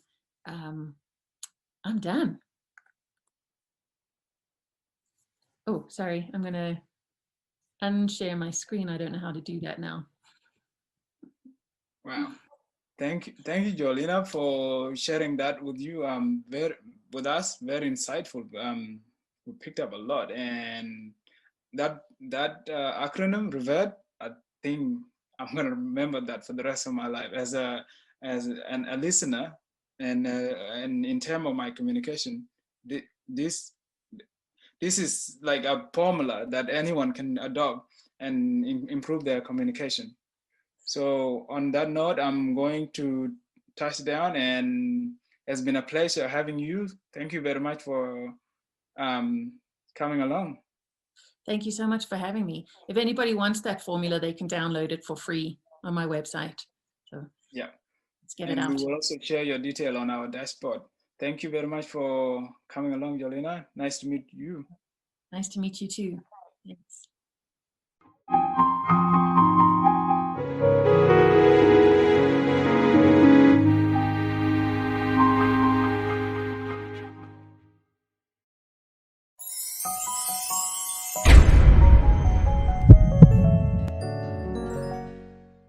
Audio Jungle. Ladies and gentlemen, boys and girls, humans of all spectator sports and persuasions and locations and occupations, you are in for a great treat today. It is 1 p.m. in the afternoon here in Sydney, Australia. It is whatever time it is for you, top of the hour in most places, but not all places, because some places, believe it or not, actually change their time on the 30 minutes, such as Adelaide in South Australia. Just in case it was a quiz, now you know. I am now looking for Sean's introduction, and here we go. Today, you are going to be hearing from Sean Massey. She is known as the CEO of Thrive This Time and the developer of the No Matter What Way, a proactive paradigm of personal and global peace. Say that 3 times fast. She spent 20 years researching the symmetry in relationships, teaching simple models that harvest whatever upsets you to turn around businesses, marriages, and lives. Today, it's all about self-solidarity, a fearless win-win way to do business. Ladies and gentlemen, boys and girls, let's hear it for Ms. Sean Massey. Woohoo! Hey, Sean. Hey, Ken, thank you so much. It's wonderful to be here, and I love your mission with this World Love Week. Really honored to be part of it. So, well, you and I are in this whole business thing together, and whether you're in business or it's just a passion that you love or the way you run your life, I'm just wondering how many of you do the thing that I used to do so much, which was go into what I call regret hell. So regret hell is where you said or did or sent an email or did something that you beat yourself up for. And I'm just wondering, anybody out there have that propensity to go into self-criticism, regret, guilt, self-doubt? And what I learned about that is that also brings people into a lot of indecision, because it turns out it's not necessarily the fear of the outcomes that we're so worried about. It's fear that we will beat ourselves up for the outcome. If you're a person who tends to turn on yourself the minute somebody seems to be angry or disappointed with you, or whatever happens, the outcome didn't go the way you planned, and you immediately start rethinking how you could have done it differently. So there's this one thought behind all emotional pain in some ways, and that thought is something to the effect of, I need this to be different than it is. So in general, any kind of emotional pain comes from that thought. I need you to be different than you are. I need you to treat me different than you are. I need to have more money in my bank account. And when we turn it on ourselves, it's one of the most painful things ever. And this is it's like an epidemic among entrepreneurs. I mean, I would say in general, there are a lot of people out there who actually believe that beating yourself up is a good thing. And that comes from a childhood moment when in some ways something happened that caused us to believe there was something wrong with us. And so to make it okay for the caretaker and get what we needed, we thought, well, I need to do better. I need to make myself different. And so the way to do that and to maintain control is, well, if I just beat myself up hard enough, it'll fix everything. So this kind of thought patterning that destroys us in many ways, destroys our confidence in business and so many aspects of people's health, even when they turn on themselves. It's tenacious because it goes back to survival, those times when we really did depend on someone else and we thought we had to fix ourselves to get a need met. So let's just go into this. There's a lot of talk about mindset in business, and it really is everything. One of my main first business coaches would say 98% of your success in business is mindset. And he was sending everybody to me and saying, we know what to do with this. And one of the things I have learned in part from becoming certified in the work of Byron Katie, I'm not sure if you've heard of that, but it's a simple way of questioning your thinking with 4 questions, and then you turn it around. And I found that it created a paradigm shift for me. So what I teach about really is that shift, that whatever you feel is being done to you, that you're doing it to yourself and others. So for example, how this works in business is what I call the symmetry principle is you actually just get to follow the thread of whatever is triggering you, and that will show you the very next piece of self-evolution you need to be a success in your business. Since it is an inner game, it is mindset. So much of that is, yes, enjoy your evolution, and then also embrace its edge. And I didn't know how to do that. My life before looked really good on the outside. I had written a book that was published in a lot of languages. I was traveling internationally speaking about it. I had this great career, marriage, a baby, a waterfront home. Everything looked good on the outside. And yet I was just like a puppet of other people's reactions and constantly second guessing and turning on myself. So if you've had that experience, for me, it was hell. I call it regret hell. And I thought I would never really overcome it. And even when I got the work was a thread to that. But there's another piece that for me was when I turned on myself. And I want to share that with those of you who are out there, because I always say entrepreneurship is like the grad school of spiritual development, because it'll show you whatever's left. You put your most precious gifts out there for the world, and basically are saying you need to like me enough to pay me for what I do. It'll just trigger all those little wounds in there. But I was lucky that it was a business event that made me realize and made me come up with this wheel of self-love. It's just 3 simple steps, and I'm going to walk you through it so that the next time you do something, even saying something to a client or making a decision you feel is going to cost you a lot of money, or in my case, it was just hitting send on a big email broadcast.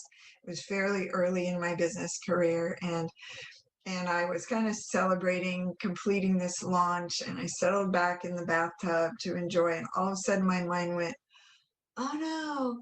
And it just was, it listed all the things I did wrong. The subject line was too markety. Why didn't you wait and send it out in the morning? They're all going to unsubscribe. And it was just, it just sort of like stabbed me in the stomach kind of thing. My mind was so good at that. But for some reason in that moment, I didn't lay awake worrying about it. I didn't beat myself up for a long time. And so I started analyzing what had I done. And I spent a year writing about it, the antidote to regret hell, since I was queen of regret hell. And it eventually evolved into this wheel of self-love, which has been downloaded by tens of thousands of people around the world on Facebook. And I just want to walk you through these 3 simple steps real quickly. Let me share that with you now.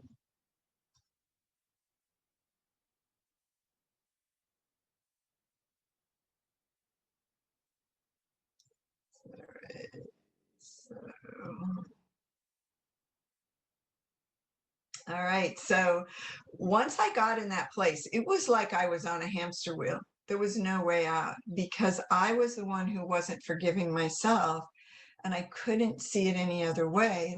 There was no way out of it. It was just this wheel of regret and anxiety, and that caused self-doubt, and the self-doubt caused indecision. And yet I did manage to stumble onto these 3 simple steps where you actually use that as a path to peace. So, and I'm calling it the Wheel of Self-Love. This is going to be a free download that you'll get later. It's an 8-page PDF. This is just the 1-page cheat sheet there. So I'll just walk you through it. And I want you first, if you can, to find a situation. Sometimes it's hard when you're in it, you're in it, because it really is hell. It's hard to get out of, but you can come back to this later, but if you have a situation, you know, it can be in 2 minutes ago or 10 years ago, that the antidote to regret is really to reconnect to your own innocence. So it turns out you're the hero that you've been waiting for all this time. And so the piece I didn't have was the understanding that I wasn't really creating. Well, there were two pieces. One is that all emotional pain in some ways boils down to our thoughts. And then, especially when you have that one thought, I need this to be different than it is. And then when you put it on past tense, it should have been different than it was. So should have was just, you know, the bane of my existence. My mind was, oh, should have done that. Should have said that. Why didn't I? And so when you apply that one thought, I need it to be different than it is to the past. It should have been different. And so what I needed to do though is to realize that I actually wasn't creating the thinking that was driving the bus. There's a lot of out there on the spiritual party line about how we create our thoughts. But if you really start to observe, you'll see that they just pop into your head. You don't say, I think I'll think this right now. I think I'll say this or write this. And especially when we're reacting to something, it just is like, there's the stimulus, here's the programming that gets triggered. The neural networks go down their same old pathway. And once you're believing something, that's your only mindset. I mean, that's your only view of the world. So you couldn't have done it any differently.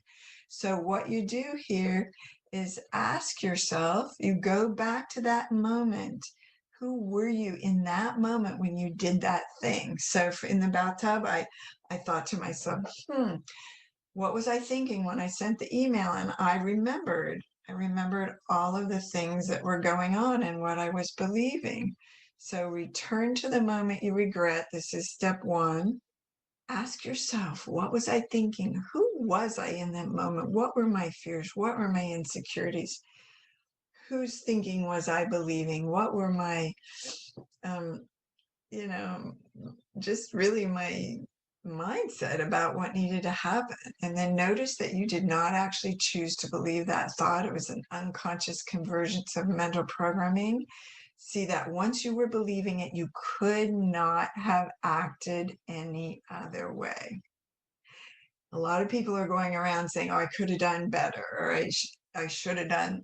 No, you could not have done any better than you did. And this is such a grand, huge life shift. I always call these the symmetry piece, and this wheel of self-love is the shift of a lifetime to really get there is nothing else but that moment. You could not have done any better than you did, given what you were believing. So for me, it was huge to be able to go back and find my own innocence and stand with, by, and for the me that I was in that moment. So you can go all the way back to middle school. You can go back to a horrible fight in your marriage and find what I call the spark of self-love. You discover how you were always acting out of love, even if that was the instinct to protect yourself or to make money, or to, even if you're to get back at someone in the moment when you were believing you were under threat, that was really the only thing you could do. And it was your job. It's actually our sacred privilege to be the one who cares for ourselves. And yet, if your mindset is such that you're under threat, you may lash back. And so you can find your own innocence.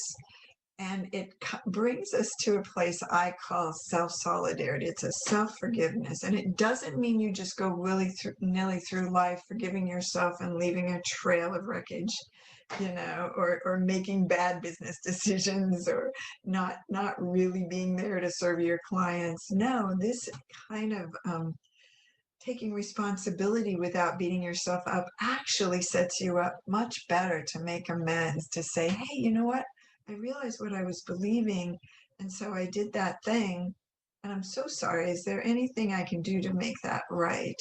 But you're not actually seeking forgiveness from them because you've already forgiven yourself. So it actually sets you up to be in a better place to make amends, to take full self-responsibility. And it's amazing to be able to just go through life and say, okay, let's take a look.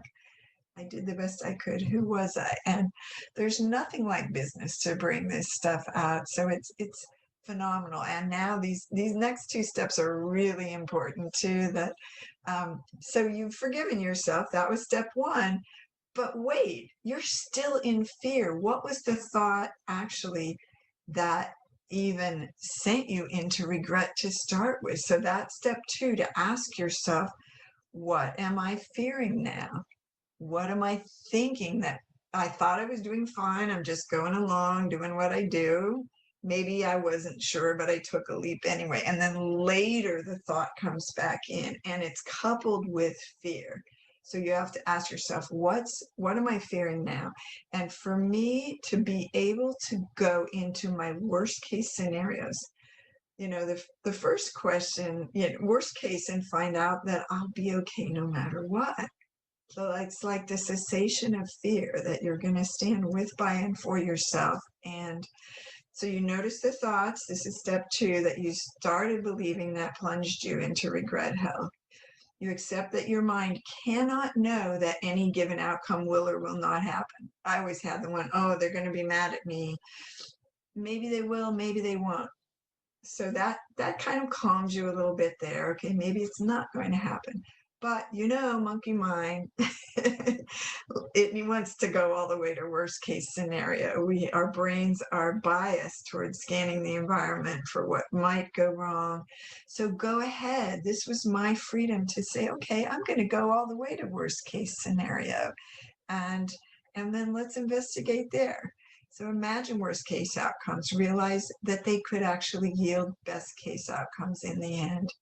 Think of all those times when things went really badly for you and that ended up taking you to something really good, where you say, wow, thanking my lucky stars that things went so badly there, because it took me over to here. And, I think my clients all know there is no such thing as a bad outcome in some ways, or a good outcome. It's just we need to be in that don't know mind place. We're not in charge of what's getting accomplished here. And so when you just are able to turn it over in these ways, trust what shows up, and the next one will show you how what shows up is your great teacher. First of all, the cessation of fear, where you're telling yourself, I need it to be that way. And if it's not that way, then everything's going down the tubes. Okay, maybe not. And even if it goes down the tubes, you can find the motives underneath too, that we're trying to save you by beating yourself up. This self-criticism thing that we do to ourselves, it's these parts of us that think they're saving or helping us. So it's really important to keep finding that spark of self-love for your inner critic as well. People say, kill the inner critic, but really the inner critic is an innocent part of you that was programmed early on to try to save you by beating you up. So just reassure it that everything's okay, relax into the truth of not knowing, and let your self-protective instincts, the ones that are beating you up and fearing what's going to happen next, let them get a little more right-sized. Turn the outcomes over to something greater than your monkey mind. So that's step two, is relax into not knowing. There's safety in the not knowing. And then step three, if you still need life or others to prove to you that you're okay, like I couldn't forgive myself, or I would feel I would have a list of, yeah, well, only if they're not mad at me, or only if a bunch of people buy my program, or only if, it was always these things on the outside. And that makes us feel really hopeless, because we're not in charge of how all of that out there shows up. But all of that is a reflection of the ways that we abandoned ourselves, the ways that we betray ourselves when we use cruel hindsight as a weapon of self-criticism. It's really the lowest form of energy on David Hawkins' scale. Guilt and regret come below fear and anger, because when you turn it on yourself, there's nowhere else for it to go. At least fear and anger move you into action. Regret and self-hatred just leave you stuck. It drains all the energy out of your business. It keeps you from serving the people that you know you're able to serve. And it just zaps your confidence when you turn on yourselves in that way. So here's the antidote to that, is think about, what do you want from others and from life? Like, what would make you seem to be forgivable? What would let you relax and move on past this and let it go that you did that thing? So ask yourself, what do I want from others in life? And then give it to yourself. So notice the really specific aspects of your survival or happiness that you place outside of yourself, and see how you're the one abandoning yourself. It never was about them. So what you want to do is actually make a list of, okay, I want them to understand why I'm sending out so many emails. I want them to not unsubscribe. I want them to love everything that comes out of my mouth. I want them to love everything I write. I want them to come into my programs so they know how much help there is here. That was what I found that I wanted that night. And so I gave it to myself. I subscribed more in myself. I invested more in myself. I worked on loving everything that came out of my mouth, loving everything I wrote, even if it meant sending out an email with typos. I became the strongest advocate for me in my business, which allows me. The thing about moving into this place of self-solidarity is that self-solidarity is not selfish. When you're taking care of this, when you're self-contained and you're standing with, by, and for yourself, no matter what, then you become able to do that for others. That self-critical voice is actually always being projected onto your husband or your wife or your boss or the person who's checking you out in the grocery store. So when you're able to always find your own innocence, to see that whether it's you or anyone else, the worst that's ever happening is that we're just believing a thought, and that thought is driving our behavior, but we didn't create the thought. And yet the other part of my work with the no matter what way and the symmetry principle helps us undo the thoughts so that they aren't driving the bus anymore.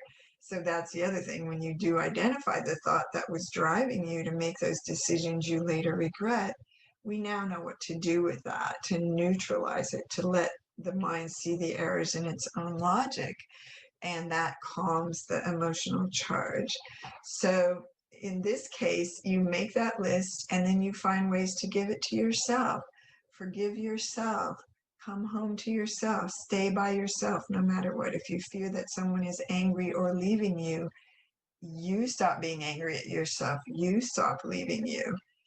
And they really, others will seem to change too. When you stand for yourself in this way, people love that they're off the hook now for your well-being, and they really pick that up, and everything starts to change, especially in your business, in your confidence. You're able to put yourself out there just the way you are. In fact, Ken pointed out my cup, which is just, you start to be yourself, like everybody else is taken. And the more you become true to yourself and stand by yourself, the more you will attract the people who want what you have.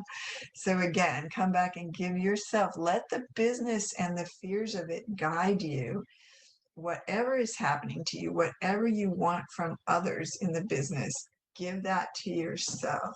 And it's just the way out. So remember that you're the hero you've been waiting for.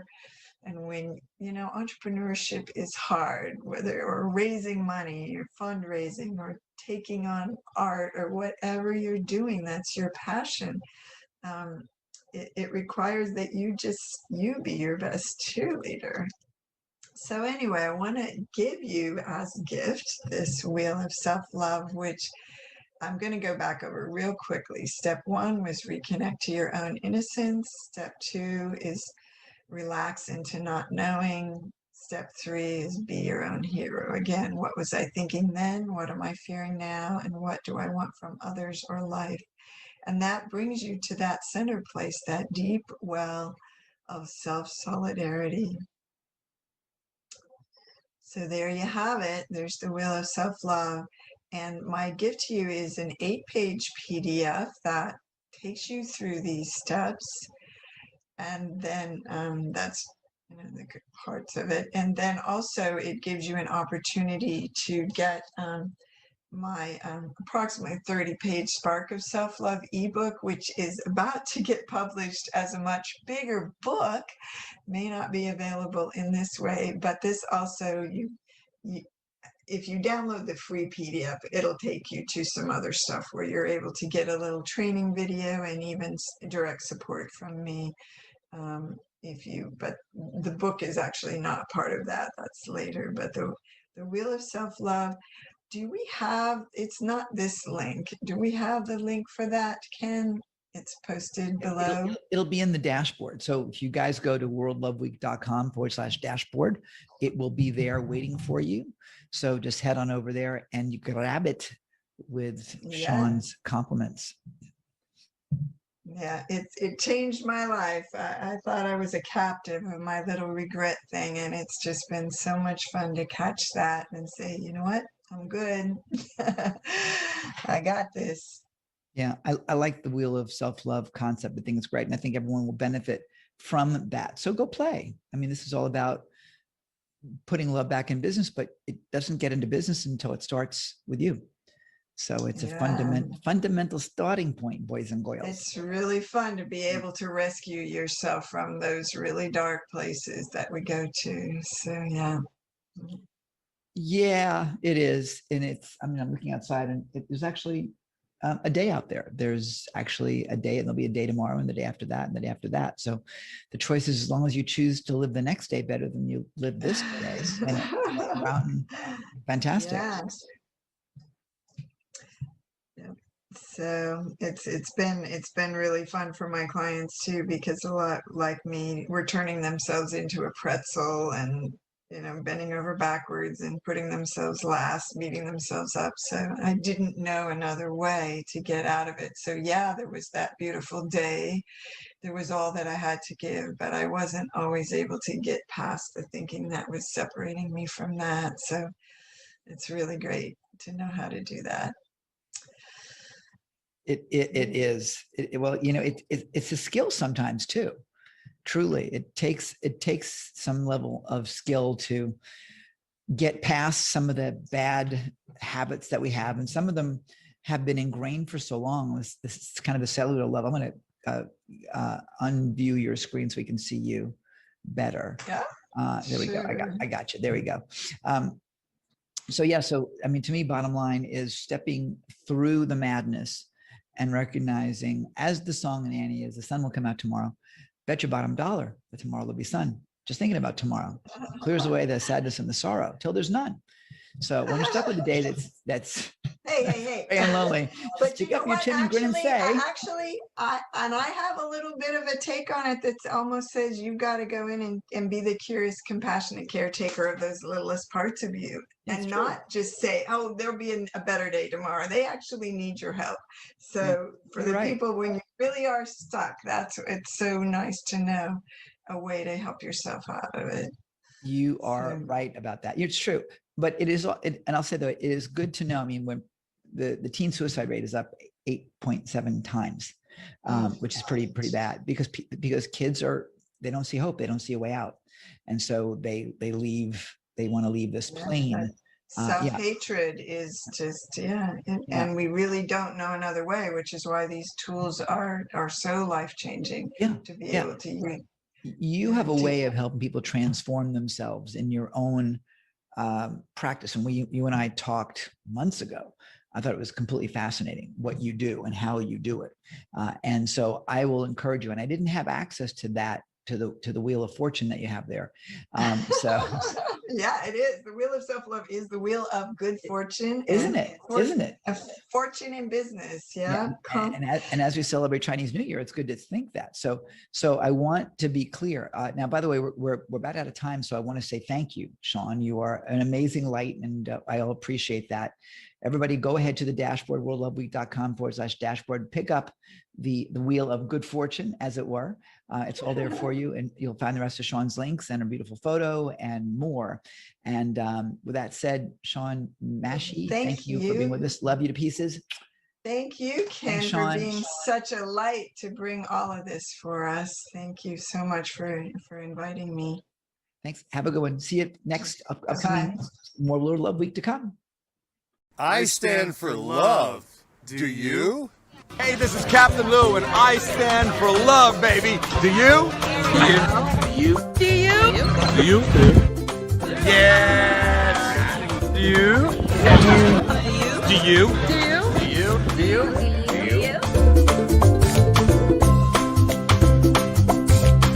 Ladies and gentlemen, boys and girls in land of Facebook, Ken Krell here. I am really excited to have this next guest with us because she is, I tell you, she studied with Dr. Emoto. Actually, I'm messing up her intro already because I'm so excited about what she's been doing. She is pretty incredible. Min Dannerstedt has been on the planet for a long time. She's got an amazing life's work. Today, we're going to learn about energy healing for instant balance, which God knows I could use right about now. Listen carefully because she's amazing. Min's life work is to empower people to ignite energy healing and spiritual balance. She received a certification of Doctor of Philosophy from the Open International University for Complementary Medicines in 1998. She's also a certified Hatha instructor, and I hope she'll tell us what that is, trained by Dr. Masaru Emoto. Listen carefully. His researches reveal how thoughts and words interact with our vibrational, subtle energies in physical balance. She's been certified with him. She's been trained by him. She's traveled with him. If you watch What the Bleep, that's the guy in What's the Bleep, you guys. That's the guy who has the whole thing about the healing power of water. And why I wish I had it in front of me right now, why on my bottle of filtered water, I do have labels that say success and other things on them because of that. And you're part of this. Ladies and gentlemen, let's welcome Min to the stage. I'm so excited to have you with us. Thank you so much for being here today. Thank you very much, Ken, and thank you for what you're doing. The theme of this event attracted me. When I heard an invitation, I said, oh, I will join because love is something very important right now in our time. We go deeper, much more deeper in the whole planet than ever before because we all need to be reminded of that love that Ken Krell is doing so well by introducing one whole week, 24 hours a day. I cannot believe. I don't know, your energy may come from the stars, Ken, because this is incredible. And I'm very honored and happy that I can have the time to share with you something that I have done since almost 30 years and teaching like more than 25 years. And everything that I'm doing is based on love too, although it's not called love, but the foundation and the source is from the deep, the first energy of human, the gratitude, the understanding and the consciousness of what we have while we are alive. So the word love is the word that people like to use and it's represented by the heart, very simple, but it's to go deeper than that. And thank you for this opportunity. I'm thrilled. I'm thrilled and I'm honored. A little bit about love. Love is understood by so many people differently, but it's so deep. It's a subject. Look, Ken Krell organize that 7 days, 24 hours a day, introduced and shared by all different people from all over the world. And I have heard, and everybody is talking so beautifully. That means we still have a lot to understand, to discover, and to experience. Thank you very much. So I'm very happy to share with you my life work. I've been learning how to ignite our inner energy so that we can tap into the universe, into the cosmos, and take the stars, the light, the beautiful force of the nature to bring in our energy, in our light, to lift us up so that we can think brighter. Everything that we can do, optimize and leverage so that we can give the best of ourselves while we are here on earth. What I like to share to all of you. So, for example, if we think about, this is what I've done with Dr. Emoto too. I like these pictures because we are not alone in this planet. If we go further, then we have the Earth, the Sun, the stars, the galaxy, and then the cosmos. But if we look on the Earth, we are human beings, and we go to smaller, then we have body, organ, cells, molecules, particles, atoms, and then light. That's why it's all remind us from who we are and where we come from. So what we need to understand is we all have this energy that we emanate. Some people can see that energy around us. Some people don't see, not because it doesn't exist, but because we don't pay attention. But the more we are conscious about this energy, the more this energy will grow and will vibrate and is expanding, and it's make beautiful light around us and beautiful planet and beautiful place, beautiful city, beautiful place. So our contribution is very important. So my teaching, the techniques that I'm teaching is how to remind us that we are connected to the universe. But how are we connected to the universe? Because we are in our body, in our human beings, but we are constantly, permanently connected with the universe through the energy centers that most of us we call by chakras. Chakras is a Sanskrit word that means the energy centers connecting our life force to the mother force, if you want, the universe or the cosmos. And the more we are conscious, the more these energy centers are working, vibrating, flowing, and connecting intensively, giving us a different way of thinking, the powerful, bright thinking, and so that everything that we do, we can contribute in a better way. So the techniques that we are learning are not invented by anybody. It belongs to humanity. Since the time of the ancient Egypt, people are talking and using, applying the energy, doing the healing and doing the healing to everybody, and first of all, for ourselves. So that is something that is all for all of us. And we love to share with you. And we have different techniques. So look at here, for example, all of us, we have the capacity to do self-healing. All of us, without exception, we are born with that because we are born with light, energy, beautiful body, brain, heart, and everything. All of us have the possession of the beautiful light and the healing possibility that we forgot or we don't pay attention. And some people, when they are conscious and they develop, we maybe we don't understand, we say, oh, that person is like have a gift. But in fact, all of us are gifted if we wanted to learn. And this is what I'm doing since almost 30 years, since when my children were babies. And I remember I used to take them to all the class, and they follow with all the, with everything that I'm doing, and they are growing in this atmosphere, and I teaching them how to stay in balance and how to use, the self-healing. So let's say, for example, to give you an idea to understand, you see, this is an ancient pictures from Egypt, and you see you see all the stars. So when we are connected with the universe with techniques, simple techniques that I'm going to share with you if you come to my programs, you just need to take 1 or 2 stars from the universe to have everything open and to achieve higher things in life. So many people in our society, if we observe, they do incredible things. They do beautiful things to benefit so many people in the whole planet, because they don't know, but they had already some stars that they connected and they let it embracing and do. But what if everybody know a technique? And even what we do unconsciously, what if we can do that consciously with technique that we can share to other people? And you see the spot, these are the energy centers. And this is a picture represent love, because today the theme is love.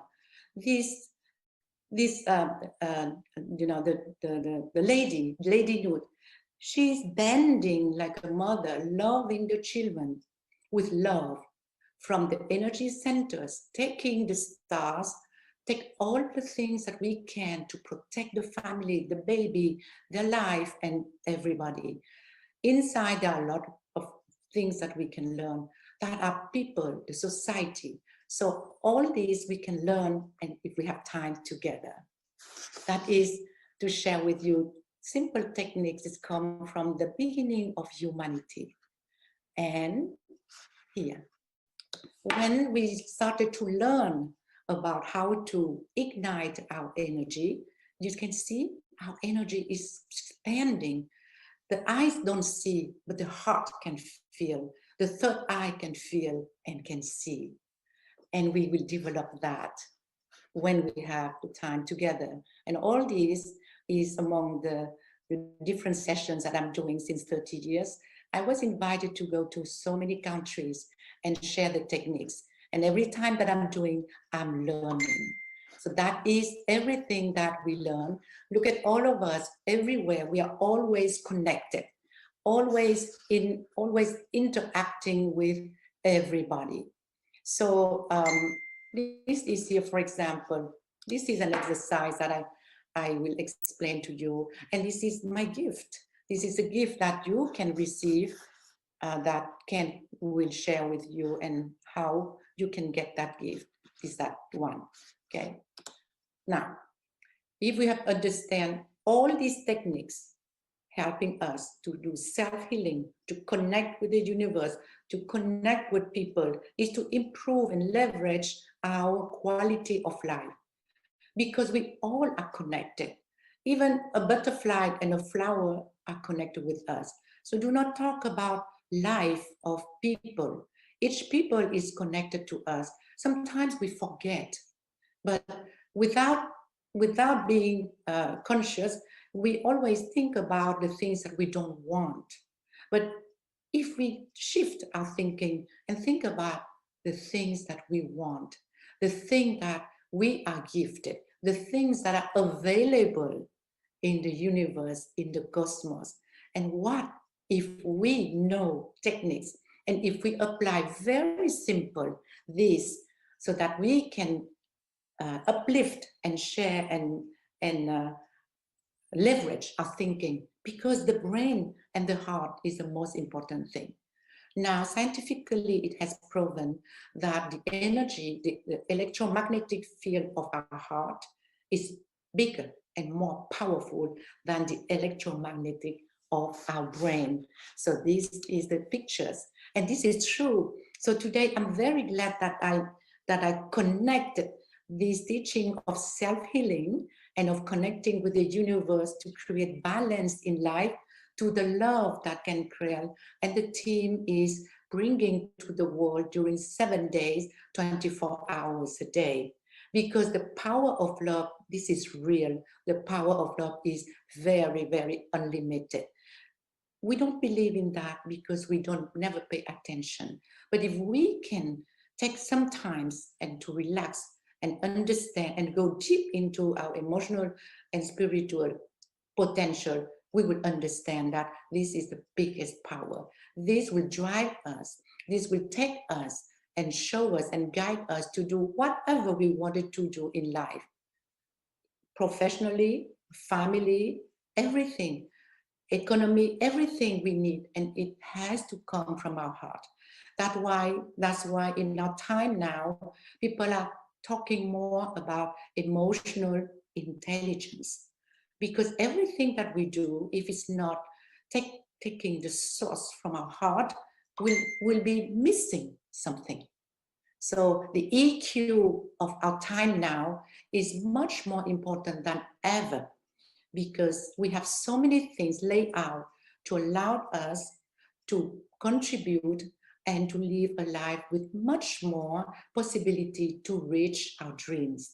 So the love is very important, no matter how that love is placed in business, in family, in responsibility, in economy, in education, in creation. in science that it's always start from the power of love, from the love inside us, from our inner self, from our energy, and that energy is growing every day.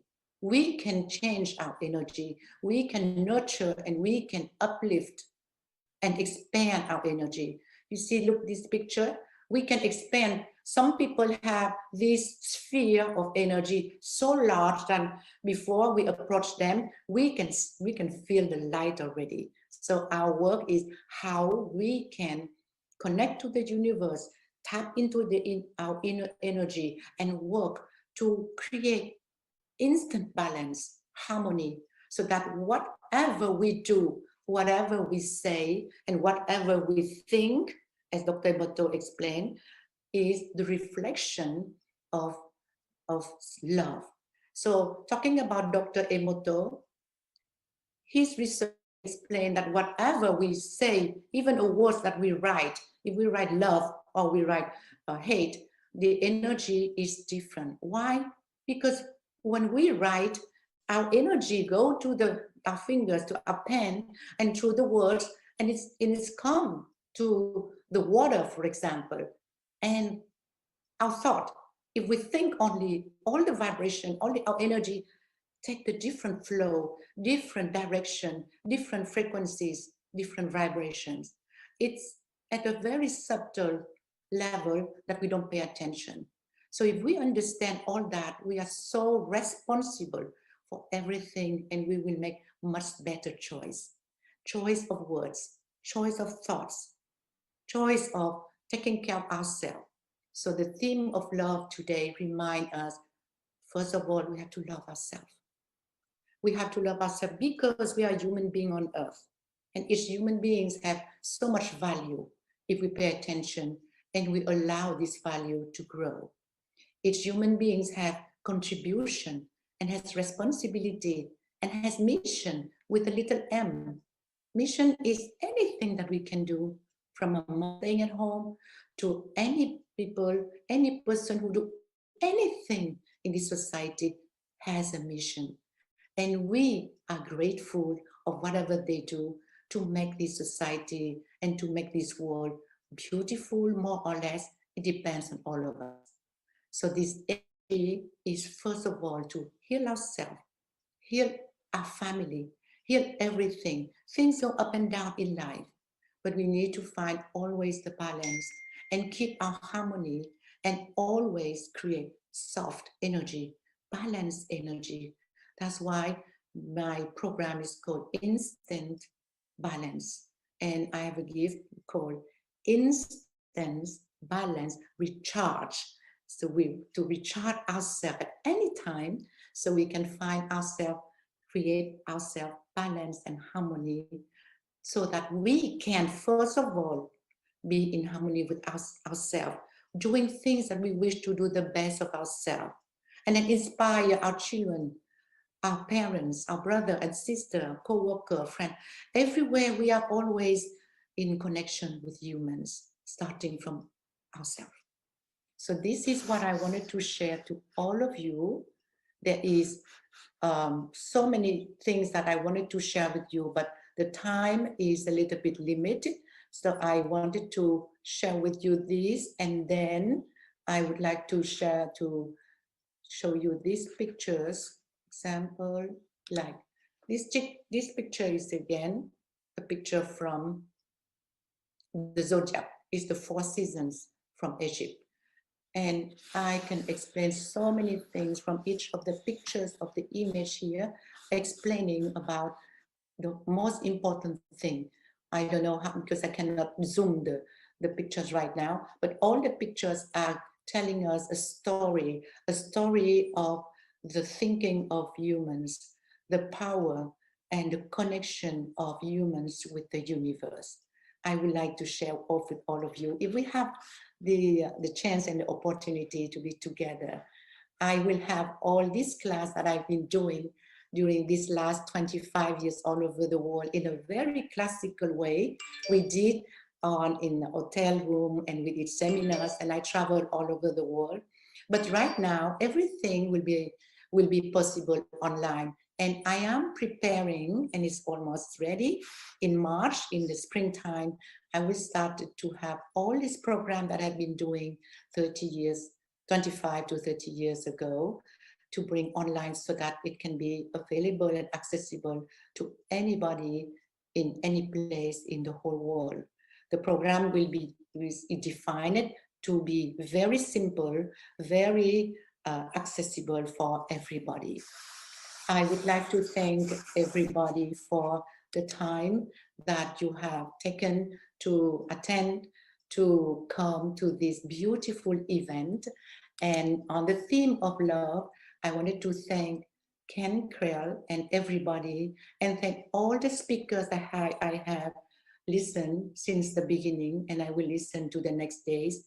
And the beauty of this is I can listen again, because I know that it will be on YouTube, and I will learn so much of each of you. I wanted to thank you, and if there is some time left, Kren, maybe I can answer to some questions if somebody would like to ask some questions. No, Min, you've got another 10 minutes to play with if you want to go. I don't see questions here. So if Okay. something you want to add, go. I have 10 more minutes. Keep going. Actually, you got 9. Oh, okay. So okay, keep going. If I continue, then I will go deeper in the self-healing. Okay. What does mean self-healing? Self-healing is the first thing that we need to take care, because if we are not healed, if we are not in balance, then how can we help the family? Let's say if I'm a mother, how can I take care of the children and the family?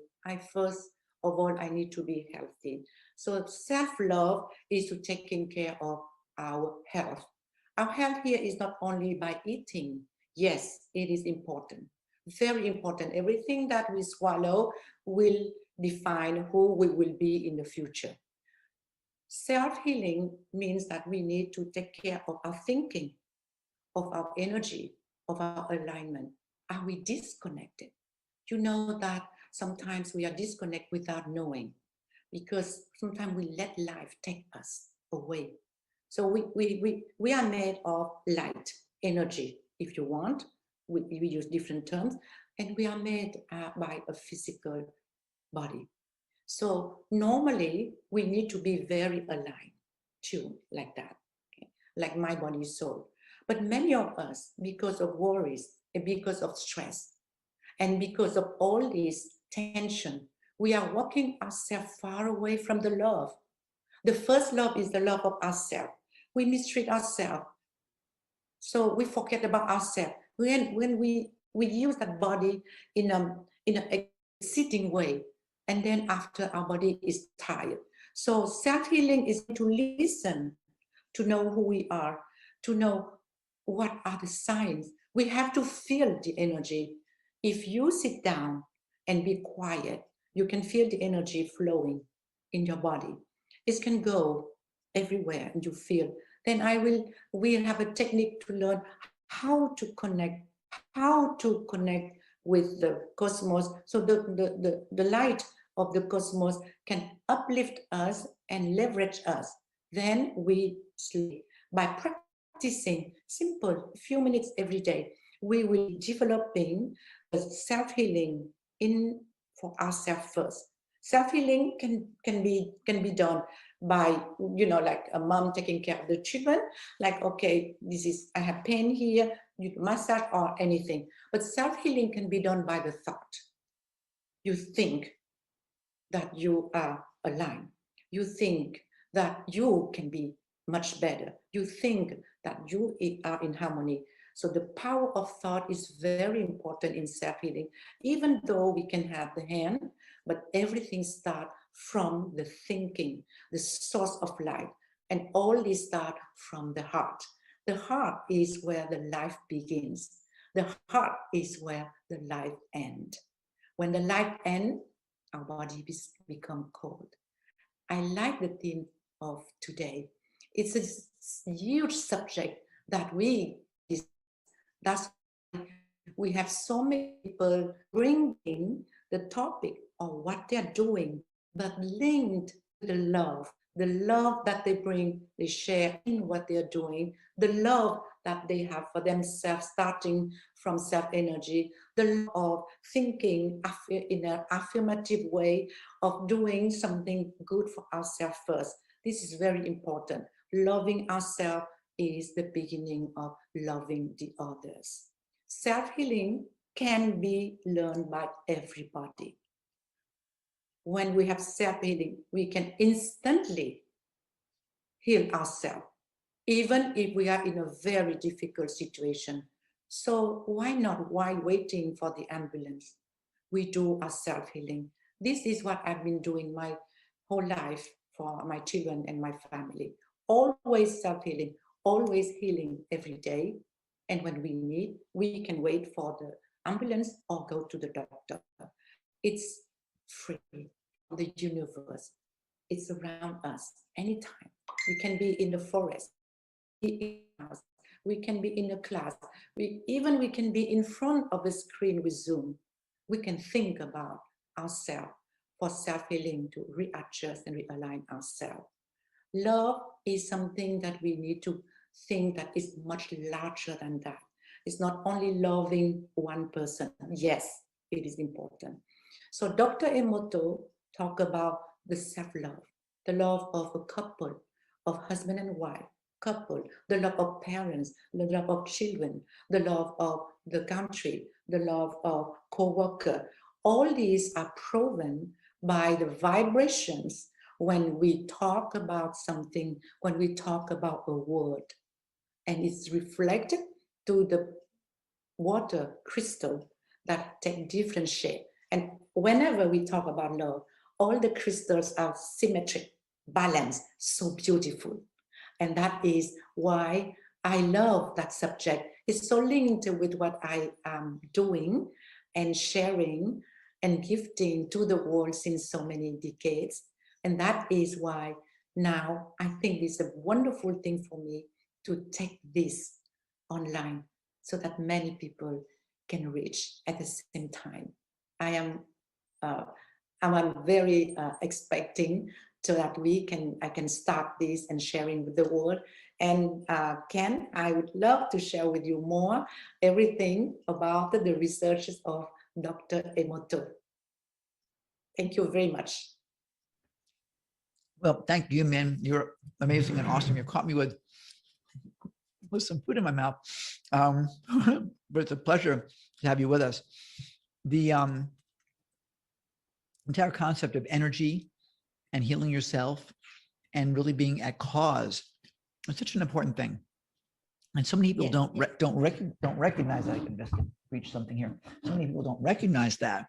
But the power of that and the power of us being able to self-heal and to take charge of our lives and of our experiences is massive. And for people to start recognizing that we are not victims, that we are total causal creatures, that changes everything when you recognize that you can be in control. And that's what we try to teach. That's what we try to give people the tools to do. That's what World Love Week is all about. That's what Opportunitython was about last year. And people were all in the victim mode about the pandemic. Oh my gosh, yeah, a lot of people died and will still die until this thing is under control.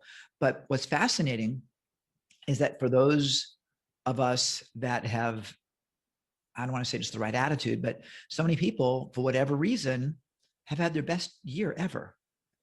And it's not an isolated instance. It's so many of us that have made that shift and made that pivot have turned this into their best year ever. So I want to thank you for being with us again. I'm thrilled, and I want to connect with you after this is over because I love Dr. Emoto. I love what he does. Actually, real quick, do me a favor, Bob.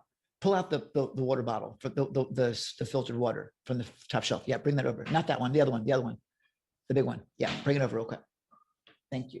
So just to show you, I wasn't kidding around. I don't know if you can see. Yes, this I one. understand you. The Okay. Christmas, beautiful. Yeah. Christmas. Yeah. And this one, right? And this one says success. So I do that with my water because the cellular level makes a big difference. So And yeah. Ken. It really works. Yeah, I'm counting on it. You know, I've been doing it for years. I lost the rest of the. I've got to find the rest of the stickers. They've disappeared after all these years, but I've been doing that forever. So, and since you're part of that, I just want you to know how grateful I am about that. Min's bonuses are all in the dashboard, you guys. So I want you to go to worldloveweek.com/dashboard, grab them. If you want to be able to watch this on a consistent basis, grab the VIP package while you still can. Min, you are a light, and I'm so grateful to have you with us. Thank you so much for being with us today. Thank you, Ken, and thank you, everybody. It was my honor and my joy to contribute and to share with you today. Thank you.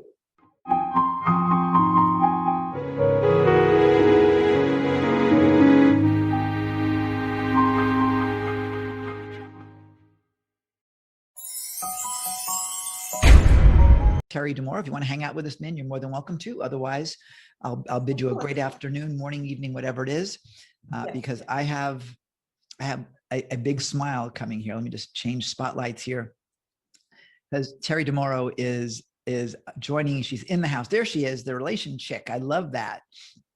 Hello. I want to make sure. Is it the right way for you? Because it's backwards to me. It's fine. It's perfect for me. From what I can. Okay. Yeah, just making sure. Just so that you know who this person is. Terry DeMoro is a published author and relationship coach who focuses on guiding people through the process of developing healthy connections with themselves and with others. Perfect connection with following Min. She's a long life mental health advocate and always the go-to for advice. She has launched her coaching services with the hope of sharing her insights with as many people as possible. Her ultimate goal is to show people how to love themselves and start living the positive lives that they deserve, the lives that you deserve. Actually, just one life for right now. So today, you're going to learn how to love your life, live your life, love your life, and have the power of affirmations on your side. Ladies and gentlemen, the amazing, the rock and roll superstar of, I'll keep going here. Please, I love it. Who is it that we have? I don't even know anymore. Oh, it's Terry DeMoro. Hey, let's give her a big hand. Welcome aboard, Terry. Thank you so much, Min. I enjoyed listening to your presentation because it is very much in alignment with what I do and what I speak about. We hit a lot of the same points, so that's incredible. I am Terry DeMoro, and professionally, I go by the Relation Chick, and I help people who are ready to kick toxicity out of their lives, and I guide them on the path to developing healthier and more positive connections, first with themselves and then with others. So a lot of the time when I first introduce myself as a relationship coach, people tend to go to romantic relationships. And while it's true that I do work with a lot of people, and usually just individually, not quite as couples, who are in romantic relationships and want to strengthen those, the fact is that we have relationships with absolutely everything in our lives. We have relationships with our friends, our family, we have relationships with money, with food, with our workplace, some that you may not even realize. And a lot of the time there are blocks or difficulties that are preventing us from living the happy, positive lives that we really do deserve and that are attainable. That is the most important part. I'm here to show you how working on yourself is an attainable goal, and that once you really open yourself up to self-love and having a better relationship with yourself, because it is an ongoing process, you need that line of communication open with yourself. When you have that, you start attracting so much good and so much positivity into your life. So I'm very excited, and I think we should get started.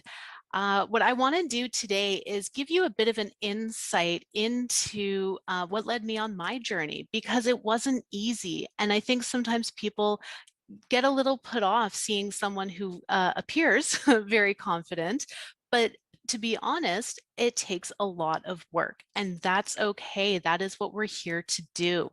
So my journey with finding myself and finding what I can love about myself has been a long one, and it's ongoing, as I've said.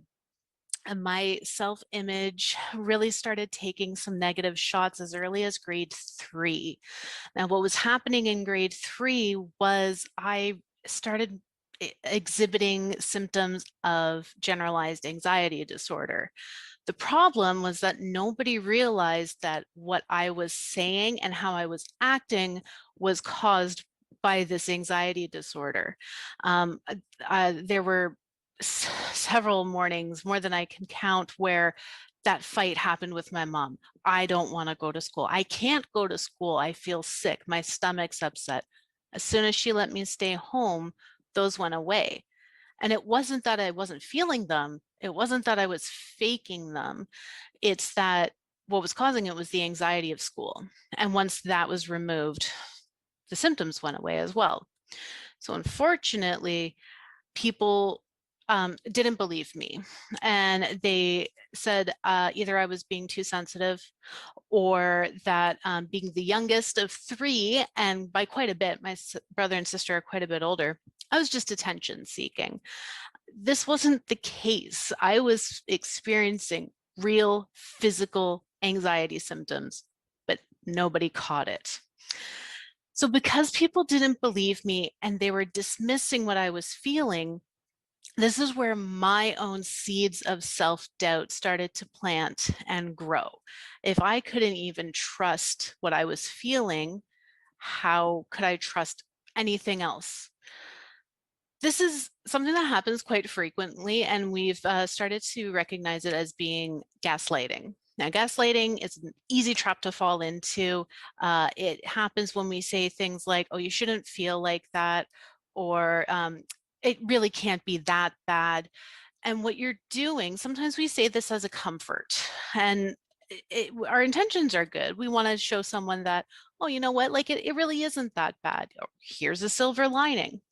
The problem with the way you're phrasing it more often than not is that you're telling someone that they can't trust what it is they're feeling, that they're wrong in feeling what they are or experiencing what they are.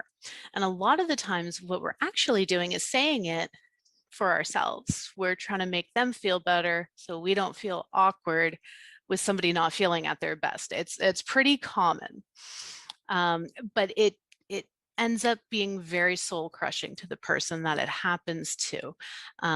They can't trust themselves anymore. And how are they going to keep going if they constantly have to ask reassurance from outside sources? So even though my anxiety clearly began revealing itself in grade 3, I had to wait until I was almost 30 for a proper diagnosis and to start treatment. These treatments were not just talk therapy. I needed medication, and that's okay. But I struggled for years and years and years and didn't know why. And it's because my brain chemistry is a little quirky, which, hey, we all have stuff like that. So getting the help I needed has helped me actually start living a life that I'm in control of and not just a passenger in. So that was very important. And what was kind of frustrating to me at the time was that it took me having horrible anxiety attacks while I was pregnant for other people to perk up and say, okay, something's wrong. So it's like, it wasn't even that they were validating me, they were validating my pregnancy. So even still, it was like, okay, you know, it never quite sat like people were trying to necessarily get to me and what I needed. But that aside, I got what I did need, and I've been able to start moving forward. It was during my therapy sessions that I really started focusing on my patterns of negative self-talk. And I had no idea that I was doing them as often as I was. Something that I've done for a very long time is use humor to, you know, cover up uncomfortable situations. I think a lot of us do. But I was kind of veiling my negative talk in my own humor. So, you know, you're making a coffee first thing in the morning and you pick it up and it just spills everywhere. And, you know, I'd say to myself, well, of course it was, because, you know, I'm a friggin' idiot. And, you know, why wouldn't this happen? And I remember saying that to my therapist one day, and she was like, hold on, you know, sit and actually think about what you just said. Take the humor away from it, because your body doesn't hear humor. It hears the words. I was like, oh, okay. So I realized I was doing it a lot more than I even thought. And I was literally setting myself up for a failure of a day before I even got out the door. The problem is we spend so much time focusing on making sure we're treating others kindly that we forget to afford ourselves the same sort of kindnesses.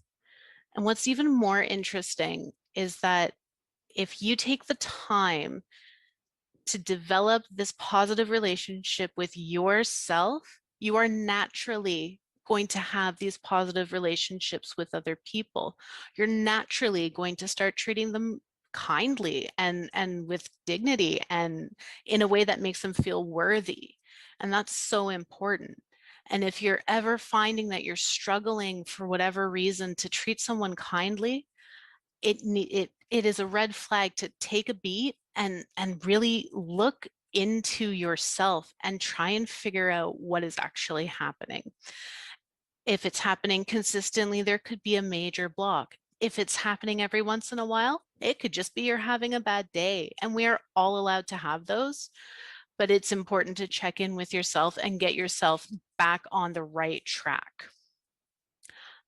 This practice of positive self-talk like literally saved my life just about a year after I had my son. And what was happening was, in addition to the anxiety disorder that I lived with, I've also been dealing with other chronic illnesses for the majority of my life. I experienced my first blinding migraine in grade 8. I didn't get diagnosed with chronic migraine until I was 19, but they kept going through that entire time and have since. My knee started dislocating on its own when I was in grade 5. I have hypermobility. I didn't get diagnosed until I was 24, and also diagnosed with fibromyalgia and osteoarthritis, because people kept telling me that I was attention seeking, that it couldn't be that bad, that it was all in my head, and that the pain, the fatigue, it wasn't really there.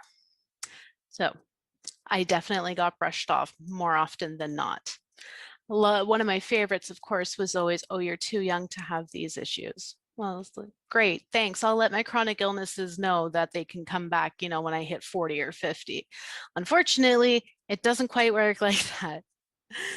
So each time I heard these words from another professional, medical professional, telling me that, you know, no, you're wrong. Your feelings are not validated.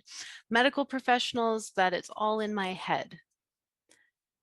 I have a chronic illness that a good majority of doctors don't believe in. Let that sink in for a second. I have a chronic illness which symptoms are so intense. I've been tested for lupus, for MS, for Lyme disease. That's how bad the symptoms are. But the diagnosis that I got, doctors don't believe it. Imagine that. All right, so this is where things ended up getting pretty dark for me. About a year after having my son, I started having my body shut down in a way that I've never experienced before. And as a quick side note, the reason for this is because with fibromyalgia, any sort of trauma that you experience, mental or physical, will kick it into high gear. So that's how it gets started. And then each time you experience a subsequent trauma, it gets kicked up higher. So just the very nature of pregnancy and birthing, the body perceives as trauma, and therefore I ended up progressing in my symptoms. I was couch-bound for almost 2 years. I was on medications that aren't developed for fibro because there are none. I have to take medications for other illnesses and hope that they work. They don't, or they didn't for me. They made me so sick and so loopy. It was dangerous. I lost out on a year at least of my son's growth when he was just a baby. It was awful. My husband and I both fell into a horrible depression. And we were struggling and I couldn't work and I couldn't give my son the attention and the time that I knew he deserved. And I reverted back to my self-sabotaging negative talk. The voice that kept saying, I can't, so why bother? The voice that kept saying, I'm better off dead than alive. I'm worth more dead than alive. But this time, there was a second voice in there. And it was faint, but she was there. And it was my therapist. And she was saying to me, what are you doing? Stop it. Is this how you would speak to your best friend? Is this how you would speak to someone you love? And it wasn't. And so eventually, after about, I would say about 16 months of really being down in that gutter, I was able to start pulling myself back up. And it wasn't easy. It never is. But I started focusing on the things that were in my control. They're a little more few and far between when you have chronic illnesses, but they exist, they're there. So I started focusing on those and I started to really listen to my body. I removed that narrative that I was at war with myself, because that's what it feels like. It feels like you are fighting yourself on a daily basis. But I removed that narrative and I replaced it with, I need to have a better understanding, communication, and relationship with my body and mind. So once I did that, once I made the conscious decision to love myself and develop that better relationship, my entire being absolutely changed. I started laughing again, which I hadn't for a very long time. My husband and I enjoyed being around each other again. His mood improved because I was feeling better. We really started to grow and become who we used to be before all of this happened. I also started joining groups and networking with people who had similar experiences with chronic illness and with people who didn't, but were just excited and passionate about what they wanted to do in life. And I found a lot of solitude in that and a lot of growth and so much support. And that's huge, especially when you're working on yourself. You need to have the support. It can be difficult to try and do what you need to do for yourself when you're constantly being told that you shouldn't or that you're not worth it. So it can be very difficult to overcome those obstacles, but it is the absolute number one place you need to start, is looking inside. So my journey isn't over yet. It never will be. Like I've been saying over and over again, it will keep going. But that it's okay. You should be constantly checking in with yourself, making sure what you're doing, what you're experiencing is vibing with you. We were talking a lot about vibes in the previous segment, and it's absolutely true. You need to make sure that you have an alignment. And that's not selfish. That is necessary in your life. So how does this fit into your business? Well, quite simply, you get to start attracting the very type of people you want to work with, the very type of clientele you want to have. If you are feeling good within yourself, you're just giving off good vibes to people who are interacting with you, they'll want to keep interacting with you. They'll want to come back again and again and again because there's something about you. And that something is confidence, and it's self-worth. And it's a little bit of leadership as well. People see it and they say, I want that. How can I be like that? What do I need to do to get me to this person's status? Like, they're so confident in themselves. They captivate me. What do I need to do? When you have a client or a customer, they're there because they need leadership. They're there because they need guidance. They don't know. It can be selling anything. You know, I need to get a book. Well, what kind of book do you need? What do you want it to do for you? Sometimes people just walk in off the street and say, oh yeah, I think I'm going to look at some clothing. Well, okay, well, what is it you need right now? People always need leadership. It makes them feel safe. It makes them feel worthy of your time. And it makes them feel confident that you have got them. So one of the reasons I got into coaching is because I was actually previously a photographer. I still am, but with COVID and lockdowns, it's been difficult to be allowed to go out and do sessions. But while I was doing them, my favorite part was always during the session when a client would say, I feel beautiful. I'm feeling confident. Or they would message me later and say, hey, after you left, like I was on a high, I felt amazing. And that is what meant the world to me. And that is what I wanted to be achieving on a more regular basis. So that is where I got my coaching business up and running. And it's incredible. People need a leader, but they can't learn and be led by someone who is not confident, who doesn't think they're worthy. You need to be able to show it in order to teach it. And it won't end.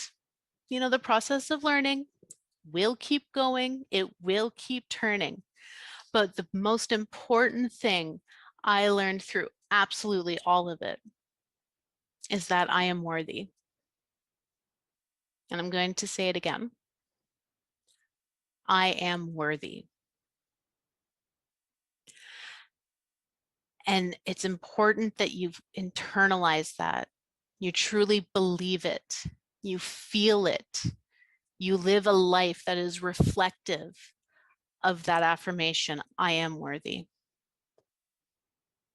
Affirmations are a fantastic way to start retraining your brain.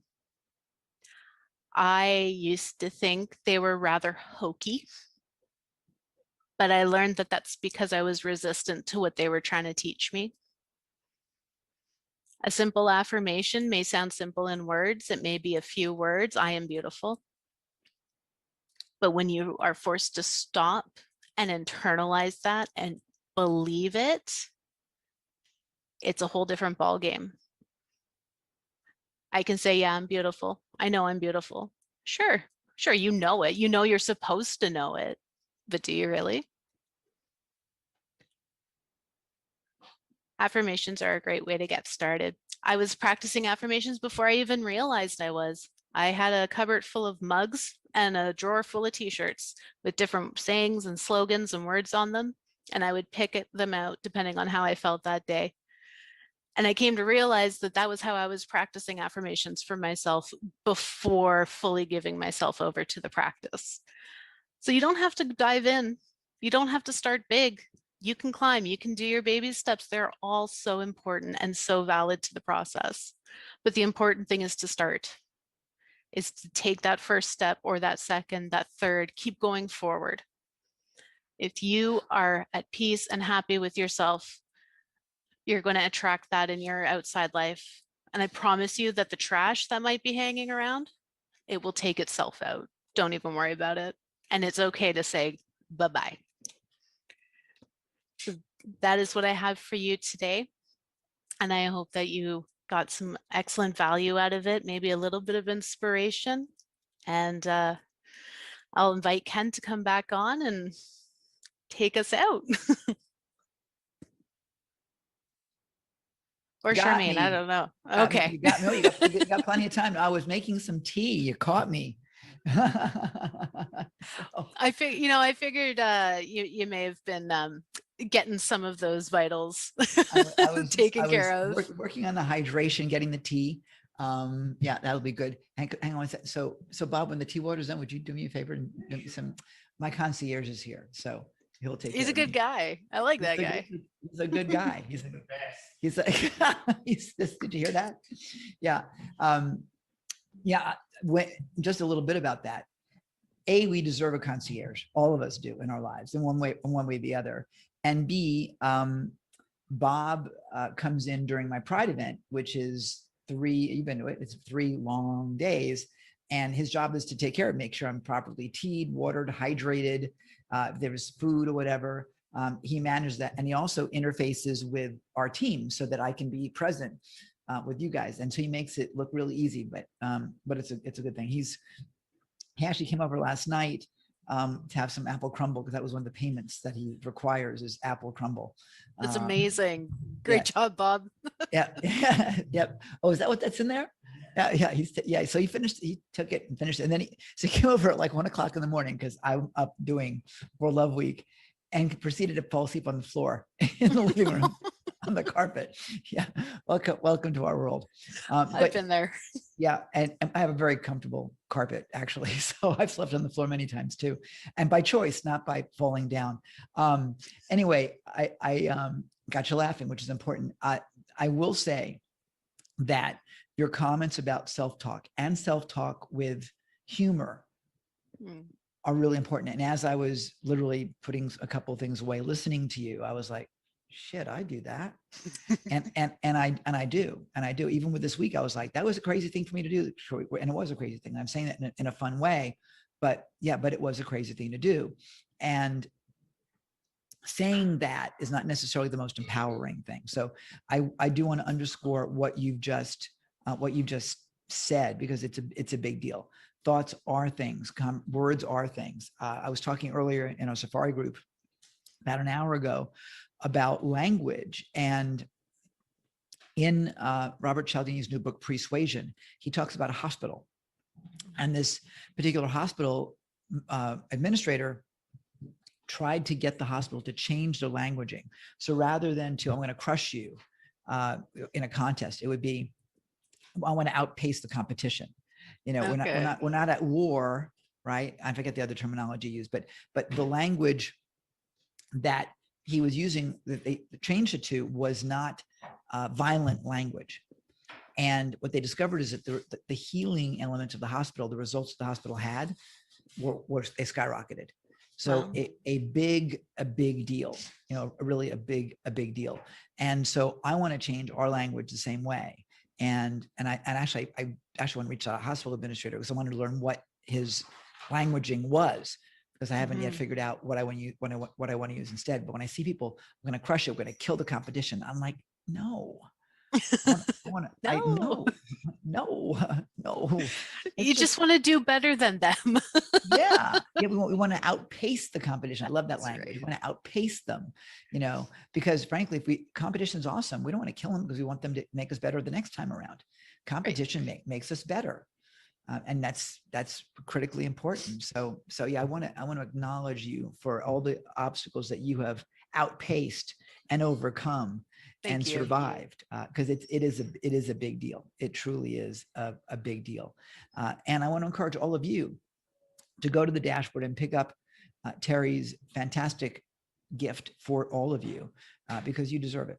And it's really important. We do need to take at heart what you've learned so far today with Min and with Terry and so many others that you've been able to watch here at World Love Week, because it really is about shining and doing better than we are, and recognizing that we just happen to be as mortal as they are. Earlier today, the question was, is it a good thing or is it a bad thing? And the answer is, it's a thing.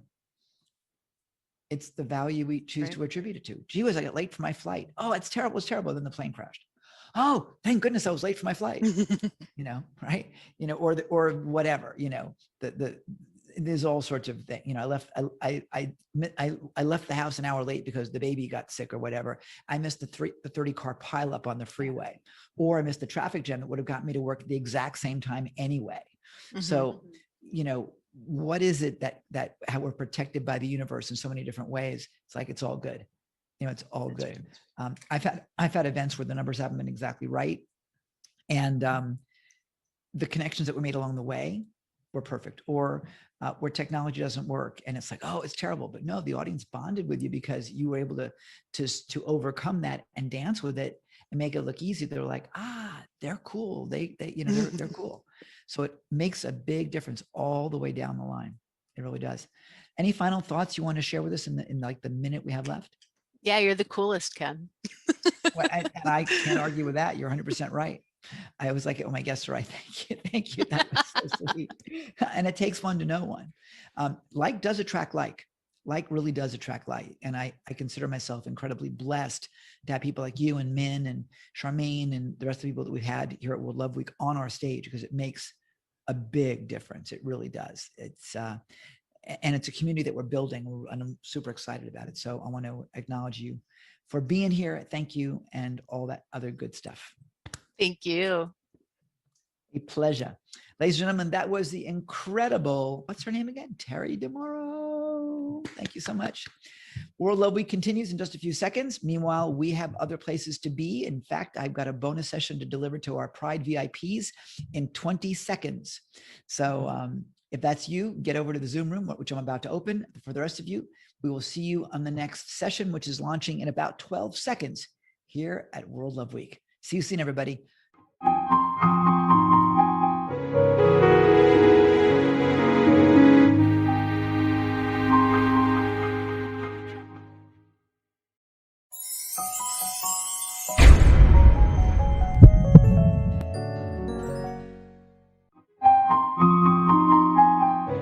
The delightful face you're looking at right now is the incredible DJ Warner, who will be going live with us in just a matter of seconds. Let me go find his introduction, which is something you want to not miss for 1 second, because it was so well written. I didn't even write it myself, actually, but he is pretty awesome. Are you guys ready? Just put a big thing in the chat. Tell me you are ready to rock and roll, because we are going to do this right now. World Love Week continues with the incredible DK Warner right now. Ladies and gentlemen, our next guest, I'm excited to have him on board, because if you have been dealing with any element of stress over the course of the past life that you've been living, but certainly over the past year and however many months, as things have been certainly challenging, and even if they've been the best year ever of opportunity, stress is, well, let's put it this way, diamonds get made from stress. So today we're going to talk about more love and less stress. And I want to introduce you to the man that they call Mr. Calm. He's the author of 3 books on marketing, customer service, and stress elimination, having personally mentored over 200 executives and professionals, who loves to help overstressed professionals acknowledge the stress that they're carrying, activate their own inner peace to achieve potentially more success than ever before in their professional and personal lives. Welcome, please, will you? It's hard for me to welcome you without applause, mister, but welcome without applause, the incredible, the outrageous, the loving Mr. DK Warner. How you doing, DK? Good, Ken, and yourself. Thanks so much for having me here today. I really appreciate it. Great. And I figure if we applaud now, then it's over, right? So we're just really getting started. So I love it. Yeah. I love it. I got to tell you, I love that backdrop. That is so perfect, and it's so perfect for you. It is totally perfect for you. I appreciate that. I'm just in my center of calmness here.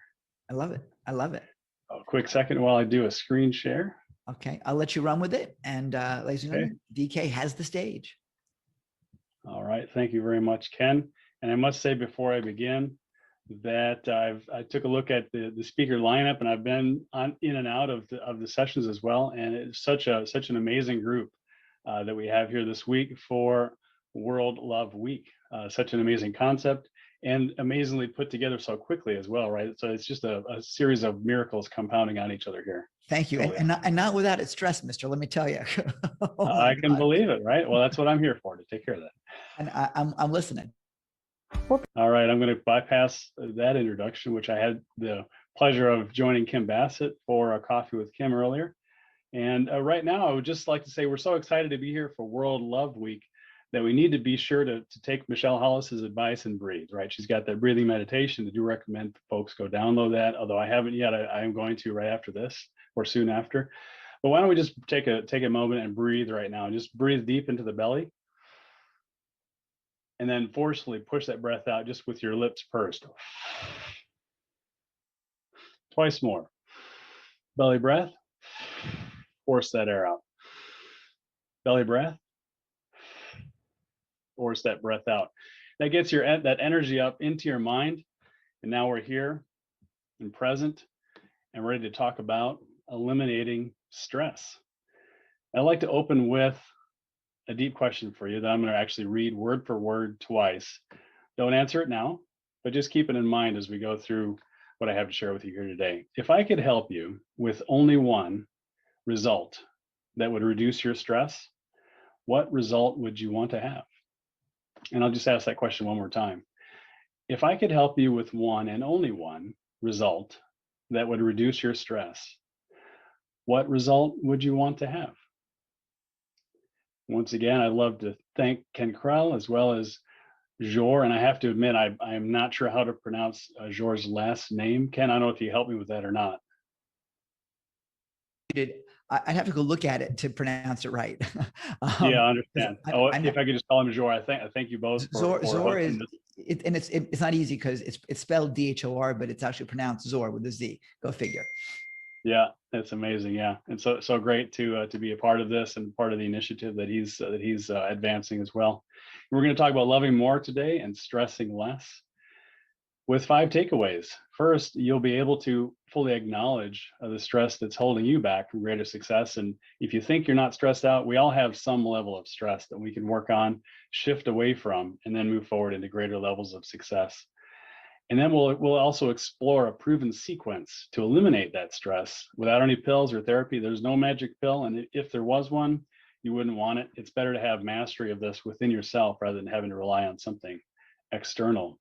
And you'll be able to, once you remove that and eliminate it, that stress, learn how to apply your full potential to opportunities that are most likely right in front of you. As well, with this, you'll be fully empowered to love your family, your friends, your colleagues, those in your business, your suppliers, your entire network from a center of calmness. And we'll explore what that means here in just a moment. And of course, a natural benefit from all this, once you eliminate stress, enhance your success, you'll be able to retain and enhance both your health and your wealth in every aspect of your life. But let me ask, what holds us back? What keeps us in this stress mode? I received an email actually at the beginning of the year. I guess this was in like a New Year's present for me, right? From a productivity coach who I've worked with a little bit.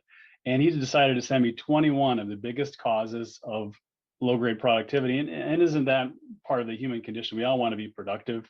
And if we're not productive, it's difficult to have enough energy to love and to really give back to our communities as well as to our friends and colleagues, family, to share that love with others. If we're not being productive, there's just not much left to work with. And Mr. Sharma here decided that he needed to share 21 reasons with me. Of course, as soon as it's 21, I'm shut down. There's just too many reasons here for me to work with. But then I took a closer look, and it's just interesting the pattern, right, that you can see if you look carefully at this list for a bit. First, he calls out irregular relief from stress. Isn't that interesting? So if we have a way to relieve stress, that's great. But if we're not applying that methodology regularly, well, then stress builds up, it amplifies, and it affects everything we do because we're carrying that stress, right? Now, if you look at a couple of these other things, toxic media, an association with naysayers, folks that are actually telling us with that vibration that Michelle Hollis was talking about, that vibration of negativity. And if we're taking those things in, well, then that's creating stress. And if we don't have a way to relieve ourselves of stress, this is starting to look a little bit like a system. And if we don't have fitness, and if we're addicted also to distractions and entertainment, social media, depending on how you're using your social media, and if we're not paying attention perhaps and letting our hygiene slip a bit, maybe a little bit of lack of sleep, although if you're running a World Love Week, okay, this week might be tough for sleep. If you're not watching your nutrition, well, you're going to have a tough time recovering that willpower that we need to continue continuously learning, improving, moving forward, and reaching out for greater levels of success. With too little learning, too little success, well, now we're starting to think the past looks better than the future, right? And that's going to impact our self-worth. And that's even before we think about whatever we have in our early life that really needs to be cleaned out before we're really operating at our full potential. Well, if you put all this together, what does that look like? A system. And as Edwards Deming indicated, the system that we worked in is actually responsible for 90+% of the performance that we actually generate and the love that we have available to give both within our business as well as in our personal lives. What's driving your system? Are you driven through love, or are you kind of driven by stress? If you just look at all those elements, how do they come together in your life? And if you're driven by stress, that's a negative system. It's going to generate negative results in your life, leading to catastrophic potential outcomes. But what if you didn't have to deal with that stress? It's great to just be present and doing what we're supposed to be doing instead of going like this, spinning around and around. So thank you. I will use this again. I'll just remind myself of the calm place that I'm in right now. You know, people tell other people relax, but they don't know what to do. Relax is just a word, and they don't even realize the tension that they have in their bodies. And that was such a great metaphor to make people acknowledge that they have tension and how poorly they function when they're in that state. So it was interesting. It was a in the moment experience where I actually used what you said and it worked. The color process that you did, that was great. Having those colors, because color is so powerful, and that really dialed down the stress from that red alert to that calmness, and it was powerful. So thank you so much, and I'm going to use that for the rest of the night. It might be an all-nighter, but I'm going to use it the rest of the night. So thanks. All three of these healers, multi-decade experienced healers, had a key assignment due the day after I met with each of them. And they were stressed, right? They had this huge deadline. They weren't really sure the path that they needed to take forward, but they found a way to shift through a method that I'll be sharing with you today. And you might ask, who might benefit? Who is this hour best for? If you're overworked professional, if you've got pressures coming in from every side and you're feeling that stress amplify and build in your life, then you're definitely in the right place in the right time. And if you're seeing uncertainty, perhaps you're an entrepreneur, uncertain of what's all changing, because the level of change has never been higher than what we've seen most recently. And since it's World Love Week, really most of us here are lovers, not fighters, right? But if we're finding ourselves in a little bit too much conflict, not sharing as much love, but doing more fighting and resolving and managing higher levels of stress and that conflict that can really amplify stress faster than almost anything, well, you're definitely in the right place at the right time. And if you have a moment of truth ahead of you, if you've got to give a speech, if you've got to hold an event, if you've got to plan and deliver something that perhaps is a little bit greater than yourself, well, then you need this method. And what we offer here are solutions. Of course, the most straightforward one, loving more while stressing less. No pills and no therapy, a solution that you take with you, and it can apply anytime for the rest of your life, delivering you confidence and clarity inside. And with that confidence and with that clarity, of course, expanded vision, clarity of mission and purpose automatically, generated by repeating a simple method with repetition and frequency. And I'd like to offer a gift for those who stay to the end of the session and really take all this material in, because really you've got to receive the entire message here to really understand what I'm talking about. And if you do, I've actually got a gift for you that I'm going to deliver right here live. And this is in addition to what we've already offered on the dashboard. I wanted to point out several mentors that I've had the pleasure of working with, and really and truly the most efficient way to move forward and become more successful and to have that and generate that reservoir of love is to work with mentors who have been there before and done what it is that we wish to do. In my case, it's Bruce Kumar Francis I wanted to highlight, who had a very deep and detailed knowledge of certain Asian disciplines, but it wasn't so much the detail that caught my attention as much as his mission, which is to help to free human beings from the inside, to generate inner peace by freeing everything that binds them from the inside out. So that was such a profound message that it really caught my attention. I learned a lot from Mr. Francis, as well as from several other mentors who helped me along the way. Dr. Lewinsky, who helped with my martial arts training and personal development, really instilled in me a deep level of personal development. Pastor Dell, who helped open my mind to spiritual principles and the concept and the reality that there is a world beyond the world that we see. Joel Bauer, who introduced me, and not only introduced me, but showed me detailed methodologies to live life by my own design. And then I thought this picture was so beautiful that I had to include it here. That's not why it's included here. Ken Krell, who showed me a couple of key principles and still teaches me today on a couple of things. The first being the principle of simplicity, that, for example, if two ideas combine, why not just combine them? And also the principle of speed. The best time to handle something is now. And even better than that would be right now, as we've seen here in World Love Week.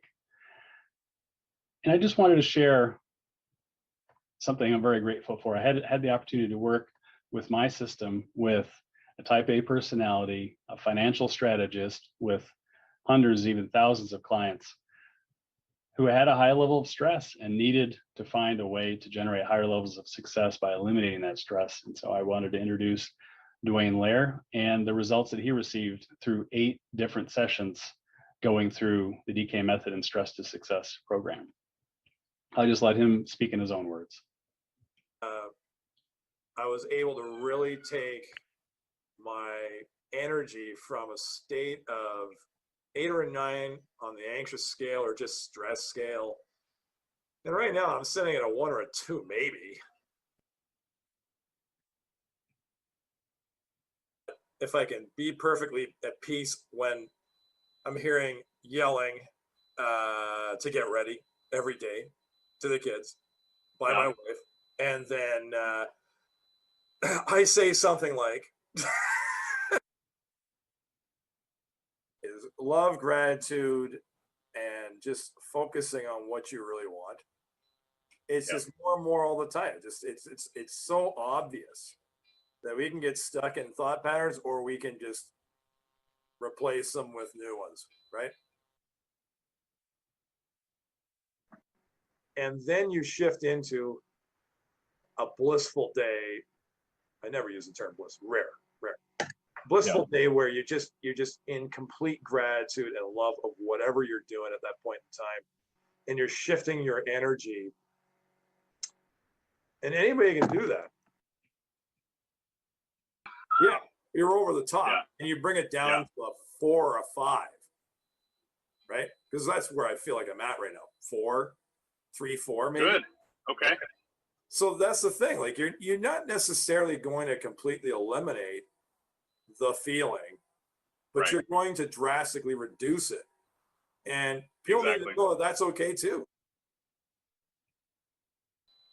I feel really good. I feel like I couldn't do anything more. Or if you just sit all day and do that, okay, sure. But that was amazing. I've got them in a box. I don't want to do that, but I've got them in a box of, I'm a teacher. I know what I'm doing. You're going to listen to me, or that's that. No, something tweaked me right at the end. I was like, oh yeah, there it is. There it is. Good. Yeah. You know what? This whole gratitude thing's huge. It's, I don't talk enough about it in my program.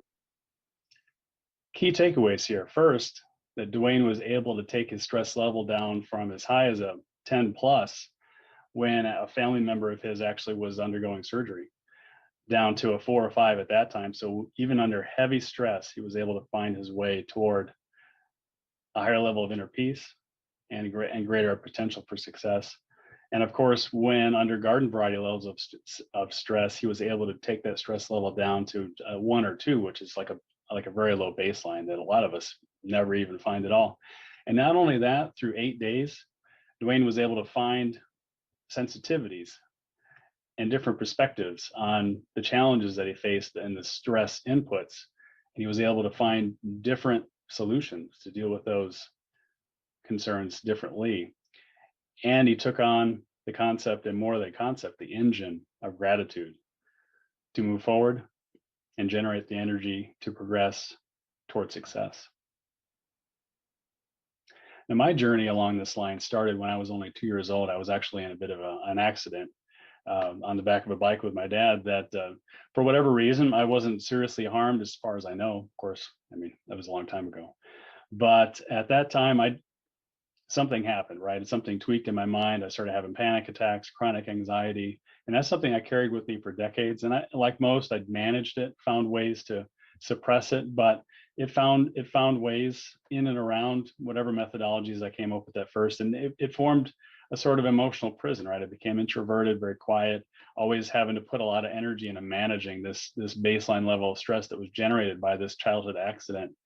And as I progressed and went through and accomplished things in education, accomplished things as an engineer, moved into management and found higher levels of corporate opportunities in corporate management, eventually I reached a point where I was in a toxic corporate environment. I'm sure a lot of you folks out there have experienced or know what I mean by that.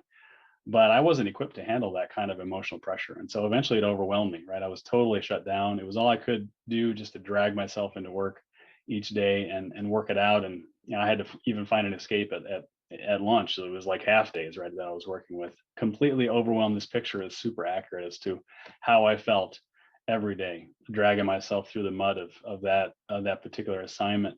And I needed, therefore, a transformation method, something to completely clear that out and move forward. And I didn't even know what transformation was at that time, but I was at a crossroads. Either my career was going to go down the toilet basically, or I was going to find a solution. So I determined to find a solution, and then spent thousands of hours of careful training, study, as well as the mentorship that I've been super grateful and thankful to have received. And I found my answer. I found out that starting actually from a simple experience at the ocean, that I could generate a level of internal peace that I had never felt before in my entire life, as far as I could remember. And not only that, but I could repeat that. And as I began developing and distilling that process through the mentorship, through the careful study and thousands of hours of specialized education, instruction, and study and development, I began to see stress and anxiety and overwhelm differently. And once I put this together into something I could teach others, distilled it down into a process that I could transfer to somebody in just 10 minutes time, I began teaching it. And that's what I'm here to share with you today. It's a solution for pain, right? And if you're feeling today a little bit too stressed to really feel the love, that's already coming to you, through this method, you can enjoy having that inner peace restored, which is actually the source of your own love and eventually wealth. If you're too stressed to give the love for those who you know deserve it, you'll have an instant solution that's available to you any place and any time, nothing external required, completely inside. And if you're too stressed to have the vision, to see the love that's possible, through developing the mental clarity that'll come with the Stress to Success program, clarity will be yours, along with that vision, which will translate into a mission that will drive you to action to achieve that success and be able to give the love and see the love that can be developed and generated through the solutions that you offer.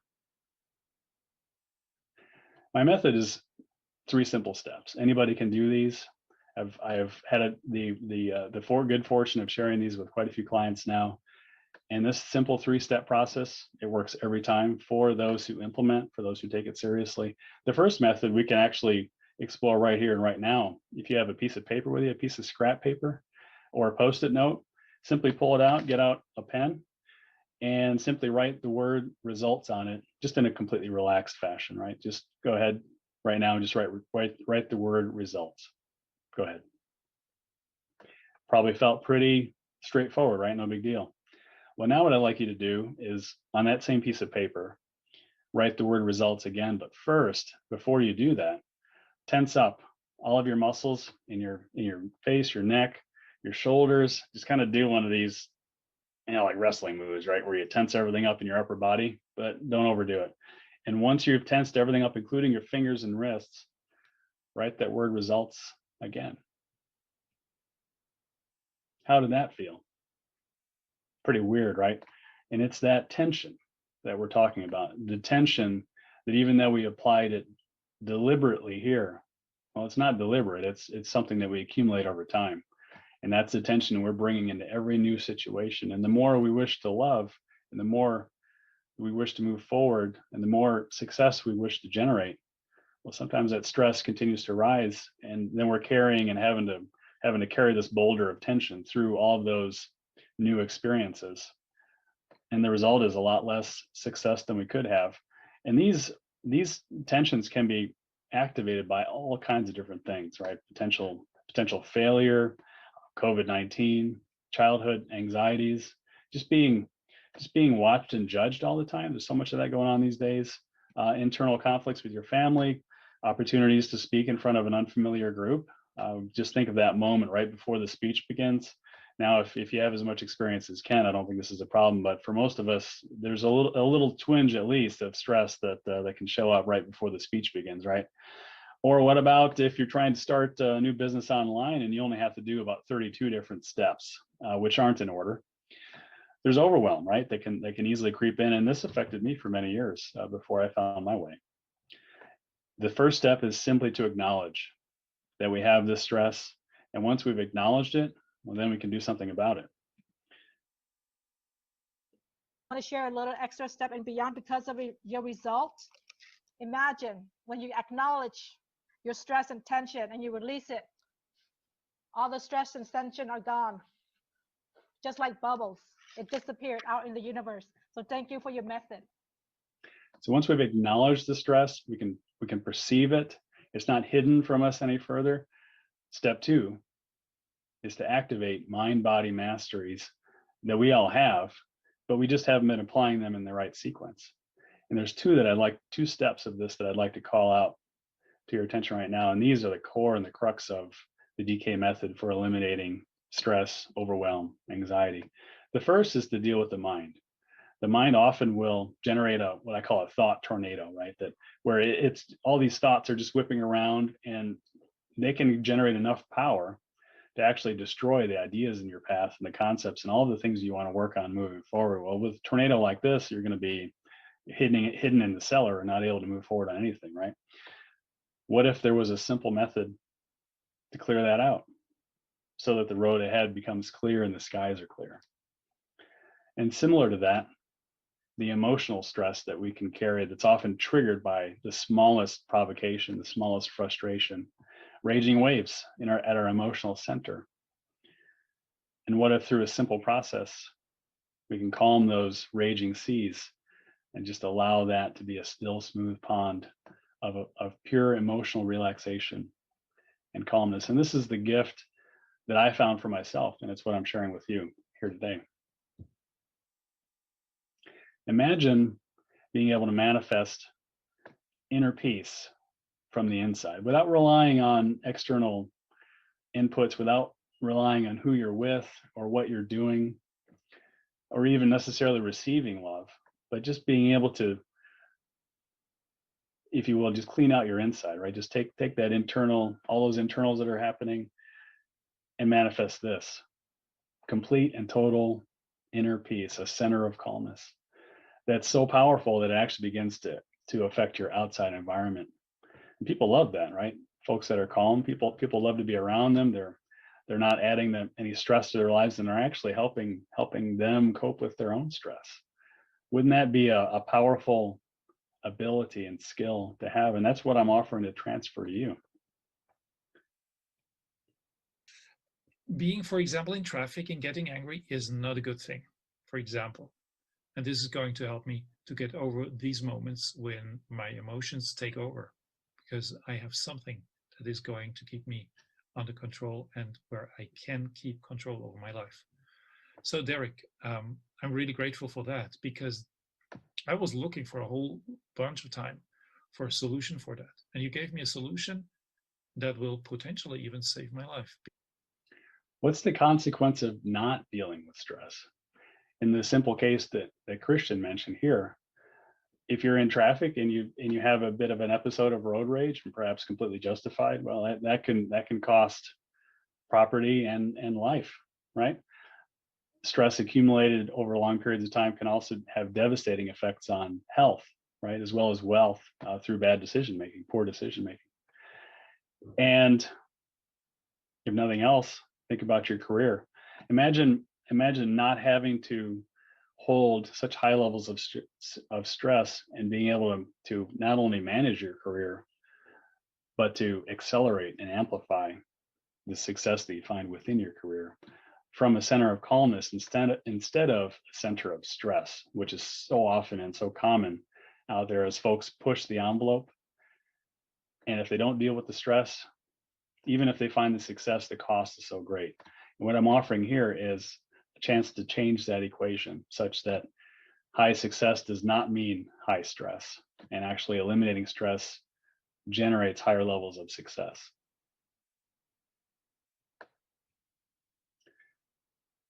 My question for you now is, what result do you want to achieve? And how is it that you plan to achieve it? Let's just stop for a moment and think through that.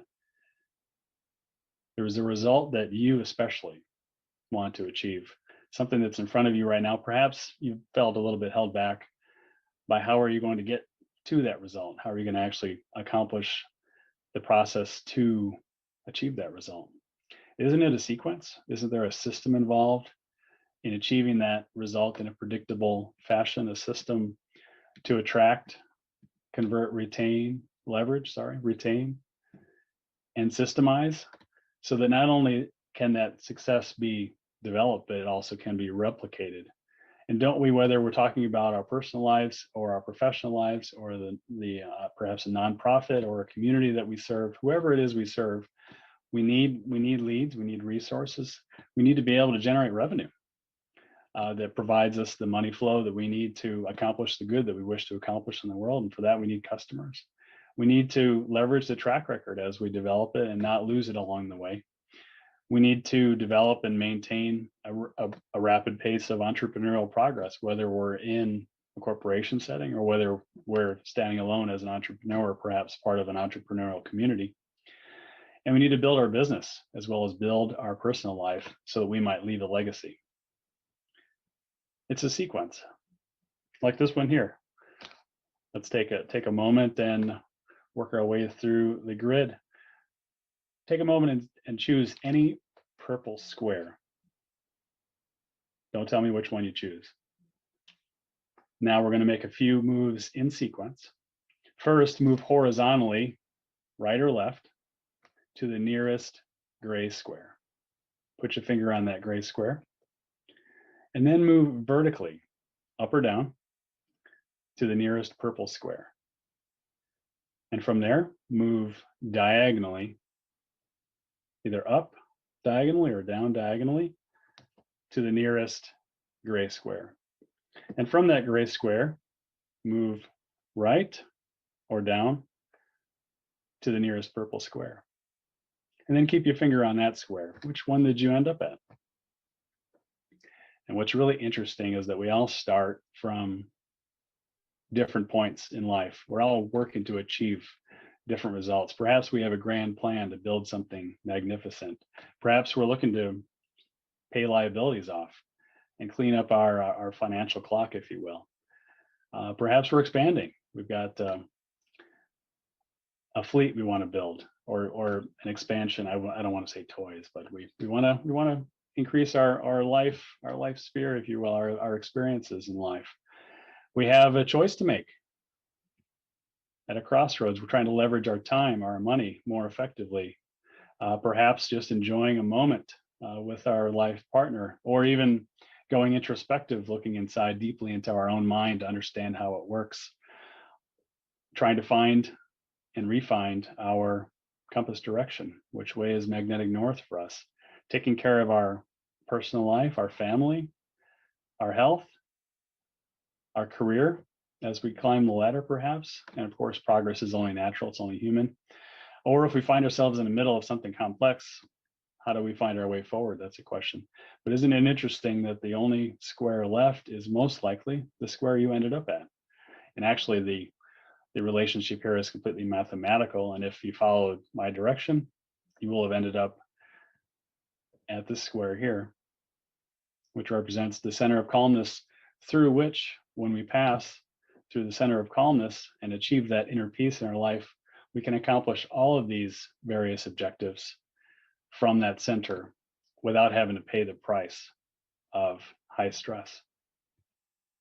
And if perhaps you ended up at a different square and didn't follow my directions, that's actually on me, because in this system and in this sphere, as I'm the mentor, it's my responsibility to make sure you get there. And the sequence that we use with the DK method to generate that internal peace is a simple process of activation. It starts with sensitivity. And this is where I'm going to share the blueprint with you. So if you take careful notes here, pay close attention, I'm actually giving away the entire system here as my way of paying it forward. Sensitivity is the beginning to really have a sense if as stress passes through that energy field, that's us, that's our humanity. Sensitivity to that stress that's coming in as it's starting to affect us. And then we apply 3 different layers of calmness, physically, emotionally, and mentally, to reverse the impact of that stress and prevent it from amplifying in our lives. Now you can think of this like the surface of a drum. If the drum is taut, if the skin is tightened, well, when you beat that drum, you can hear it for a long ways. And that's the vibration of the stress hitting your life and amplifying out into the world as well as into your own life. It's horrendous, right? The amount of amplification. But by applying calmness, well, now that drum skin is not taut anymore. Now it's relaxed, and so all you hear is it's a thud, and that stress isn't going anywhere because it's really being absorbed and dissipated, and no longer has any further impact on your life. And then we don't stop there. We apply the gratitude engine, which provides us that energy and flow to keep moving forward from a spirit of thankfulness. And then we apply some advanced topics here: perfect peace, the inner peace that's developed by going through this sequence, which opens up our energetic potential from within. Michelle Hollis mentioned vibration, and this is where that vibration is free. It's no longer bound up by stress, and you're free then to allow all of that vibration of your vision, your mission, and your purpose to come forth and express itself back to the universe so that you can move forward to a higher level of success, just sharing the love that you have from your heart with the world. And by expanding that vision greater than you've ever expanded it before, the resources come to meet you. And by applying this triangle you see in front of you, perfect peace, a sense of inner peace that's developed by generating that center of calmness, which becomes a new center that we can go to instead of always finding ourselves just drawn back into that center of high stress. And then that expanded vision represented by the yacht at the lower left form a triangle that bring abundance into our lives, the abundance that we need to share the love. DK helped me to de-stress and to prepare myself for success. I use DK's quick start before I go on stage and in my daily life. His quick start takes me from a 10 to a 1 in under a minute. I highly recommend DK. Less than 60 seconds. Stress level 10 to stress level 1. Sound interesting? Would you like to know more about that? I've got a few minutes left here. I can teach about this. I'm here. I'm just in the background here. Yes, tell us more. Tell us more, cowboy. Yeah. So, I mean, I can teach about this, right? And I can teach a lot more about this than I have. And I have a whole digital course that we'll talk about here in a moment. But really, it's better to experience it for yourself. So shall we? To quote Pam Heath, yes. Excellent. Okay. So I'm going to go through a very abbreviated version of this. It's going to be hyper fast. If you want to slow down the recording afterwards, I guess you could kind of replicate a longer sequence. But those that are in my group, we actually have several different speeds of this that we can utilize to energize us at a very slow, methodical, kind of hitting the deep and powerful gears in our life, or we can do a quick hit, right? Just a 60 seconds or a minute or 5 minutes, just to take the edge off. And so it's an applicable method that works for both. Here I'll do about a 5-minute session. So I'll just begin straight away. It's very simple. We begin with body relaxation. So I just start with placing the hand on top of my head, and I just let my mind's focus then flow down from top to bottom through all the muscles, and allowing each muscle group to relax from the head through the shoulders, the chest, the core, upper and lower back, just relaxing all those muscles in the hips, the legs, all the way through the feet until you feel it tingling at your toes. It indicates the energy is beginning to flow more freely. And then we also go through the arms and relax the upper arm, the forearm, the wrists, the fingers, until the fingertips feel that same. I'm going to close my eyes because I'm actually going to do this as I'm talking you through it. Until you feel that energy in the fingers, in the fingertips, that indicate that you've got better energy flow now coursing through your whole body because it's relaxed. And then we simply take the second step, which is to place our hands directly over our belly button. The last time I shared this with Ken, he mentioned concern about his abs. Don't worry about your abs.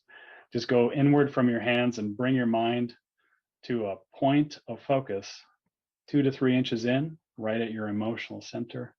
Spend a few seconds just observing. I'll just be quiet here for 5 seconds. Just keep that focus at a point.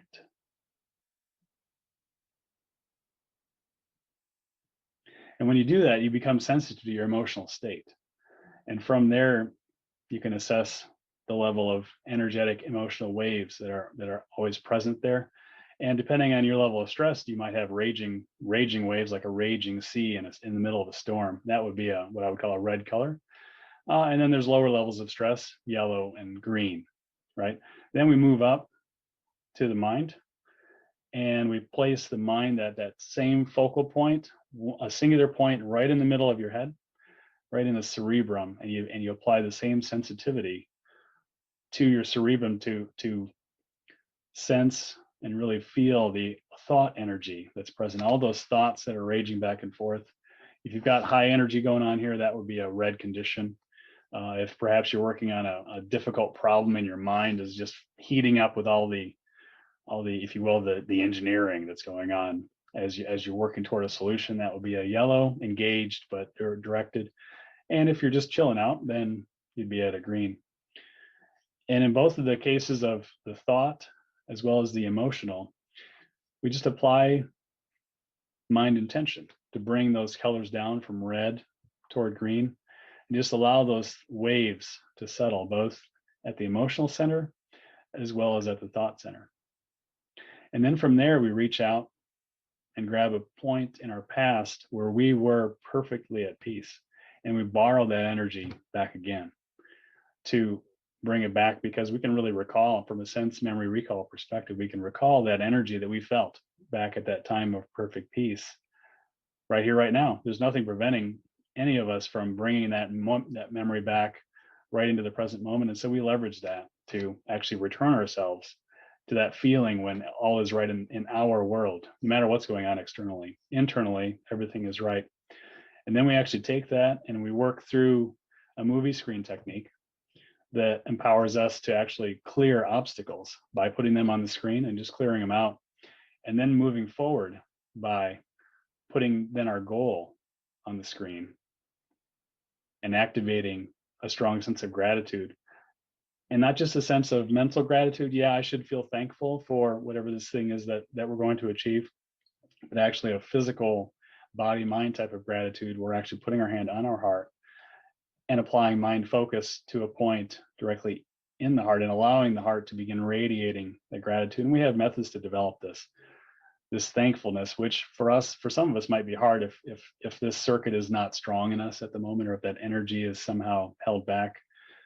We have systems and processes to allow that gratitude to expand until it's radiating very strongly.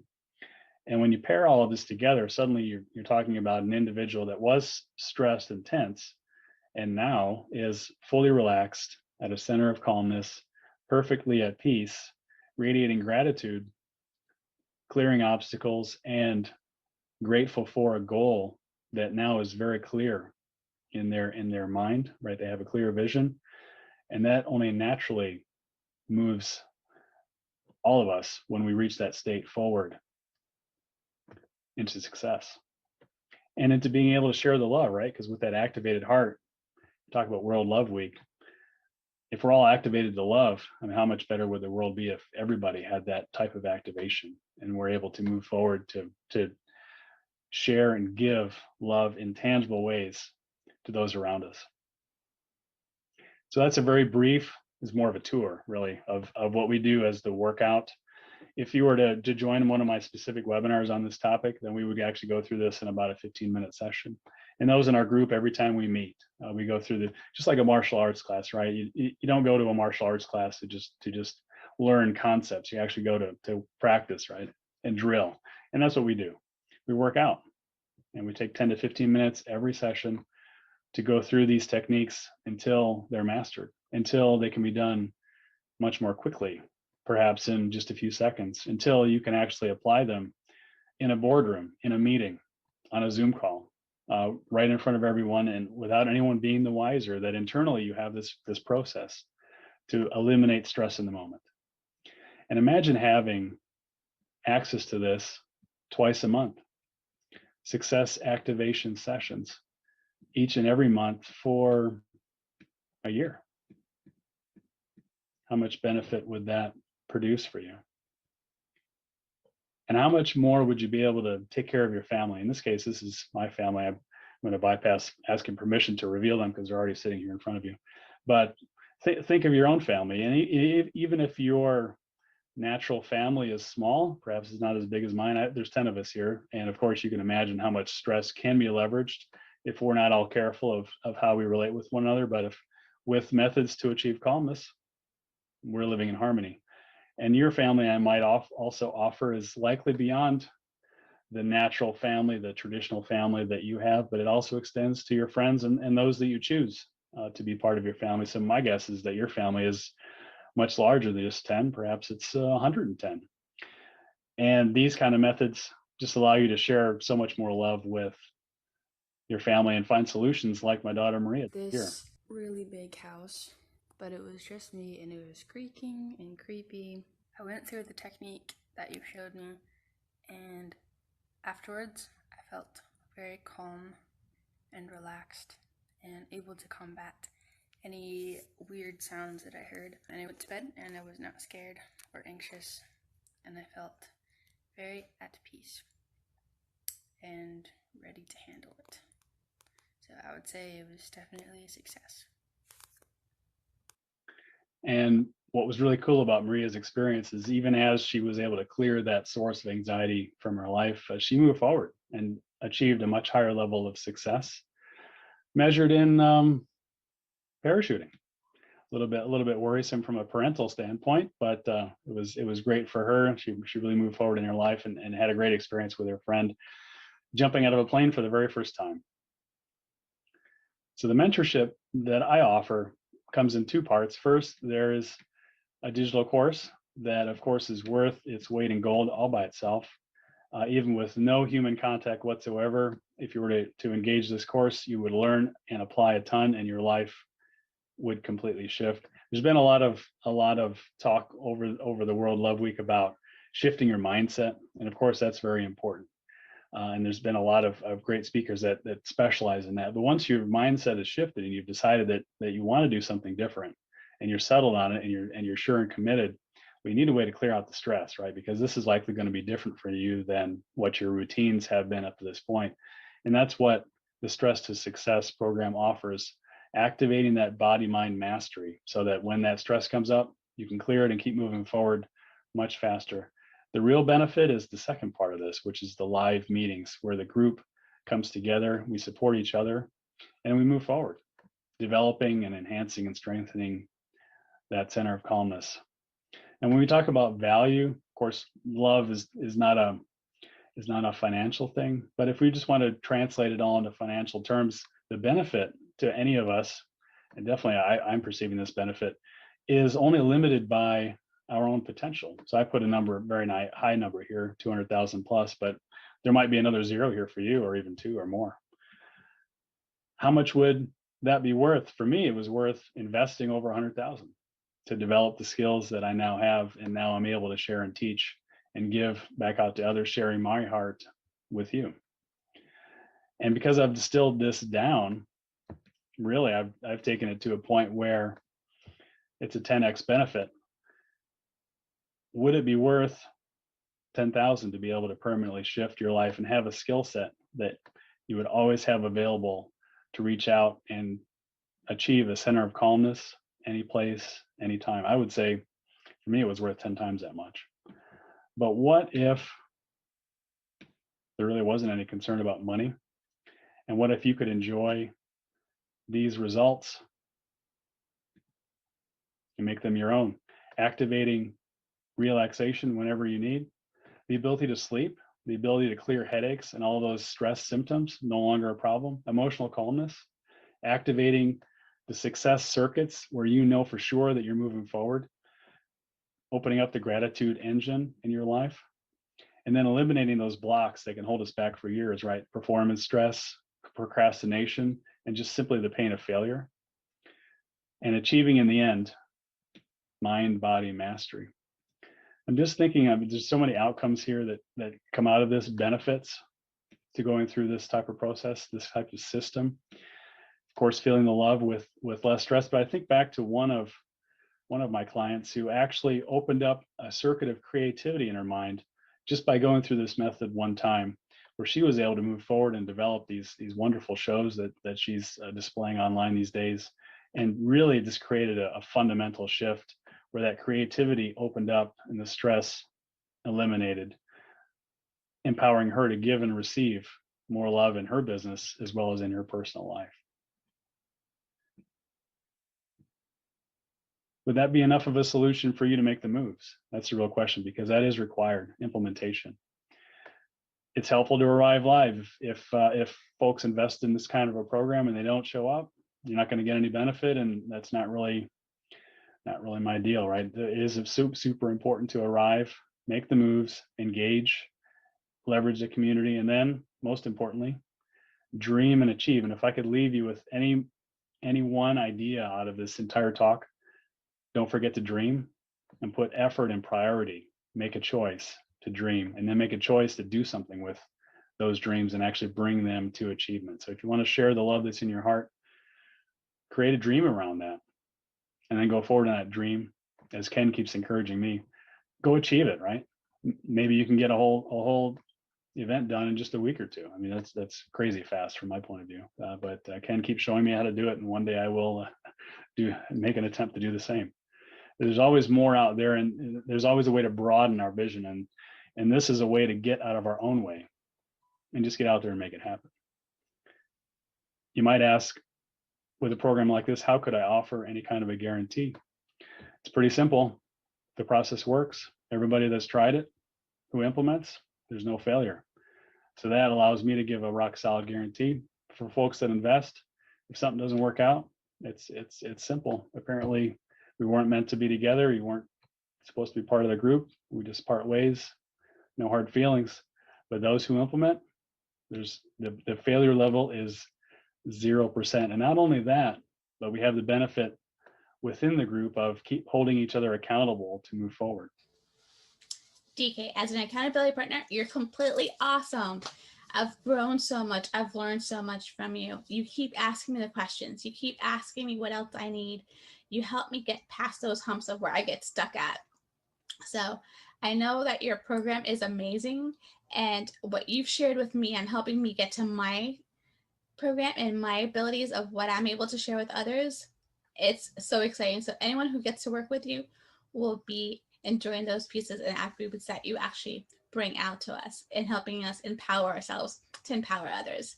So I am so excited. Thank you, DK. It's been awesome. And of course, the collaboration that we enjoy isn't limited to simply stress elimination or removing overwhelm or anxiety from your life equation. But whatever expertise we have and share, we share that with each other and help each other move forward. So the question I have for you is, if the answer were sitting in front of you right now, how much time would you be saving not carrying that stress? And for those you might consult, what if they consulted with you to find out what your secret is, where you get that inner peace? And what if your mind was so clear that your decision making were snap quick, and you no longer had to worry about lack, but you were just overflowing with abundance, both of resources as well as love to share with others? And what if you had that love to share with your family, children, for whoever you reach out to, and wherever you find yourself being, from a position of abundance, from a place of complete calmness and inner peace? I've offered some free gifts that I believe will be here in the dashboard. But we can't work with anyone, but I would like to invite those who wish to take this process farther and deeper to consider joining us in the Inner Circle. We're building a group, small, intimate group, not too many folks, because we want to be able to work together and hold each other accountable. So we need to make sure that it's not too big. But for those who are interested, we do have an offer specific for World Love Week, because we're with Ken Krell, and Ken Krell is a wonderful audience at a price that you would not be able to achieve elsewhere, simply by going to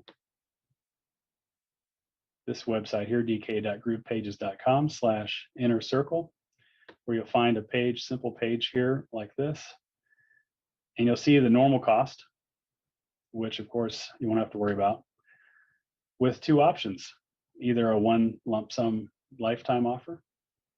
Lifetime meaning as long as you wish to hang out with us, it's not going to cut off after a year, but it's always available to you. Anything and anywhere we have an activity or a meeting, you're welcome to join us.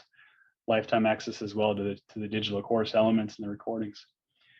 And we also offer this because we're in a pandemic and because financial resources are stressed for many, a way to spread this out into 12 payments, non-renewable, meaning that once you've reached your 12th payment, it's done. You're then a lifetime member, nothing more required. So this is a very special offer because Ken Krell is such a special individual, and I'm so thankful to have this opportunity to be here working with Ken, and I look forward to working with Ken further. And the other reason why this is set up like this is because I think that folks from World Love Week that might join my group will likely help spread the message that there is a solution for stress, and we can achieve higher levels of success by eliminating the stress, which empowers us to share, give, and receive more love. You just raise that love quotient out there in the world, one person at a time. So it's been, Ken, such a pleasure, and Jor as well, such a pleasure to be a part of this effort here at World Love Week.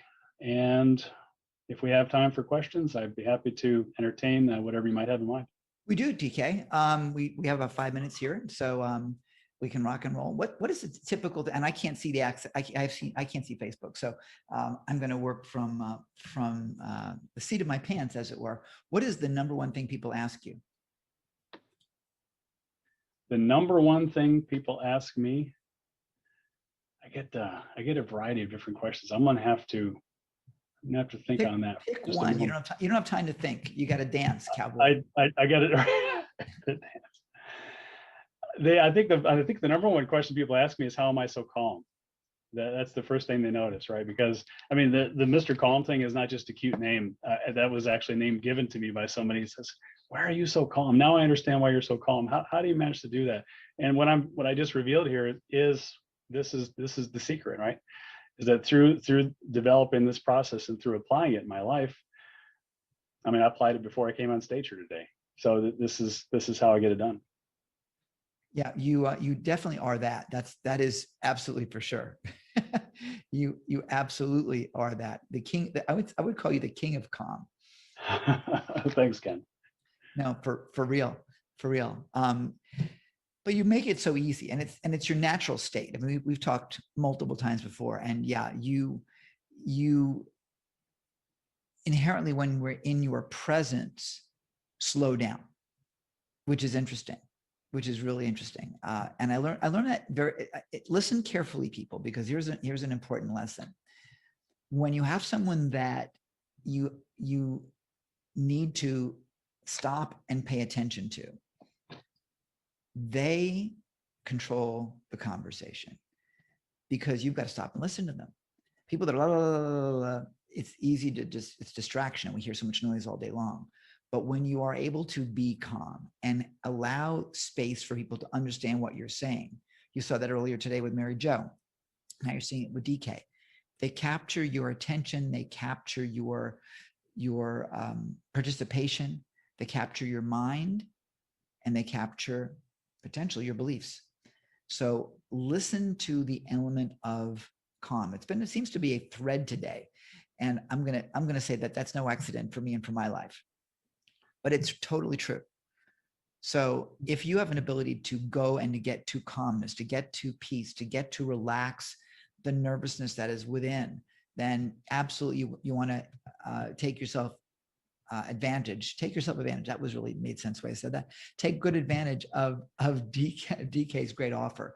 We will have a link on the dashboard for you as well. So if you didn't catch the website address, you can just go over to the World Love Week dashboard, which is worldloveweek.com/dashboard, and grab DK's offer, because it will for sure be a great thing for you.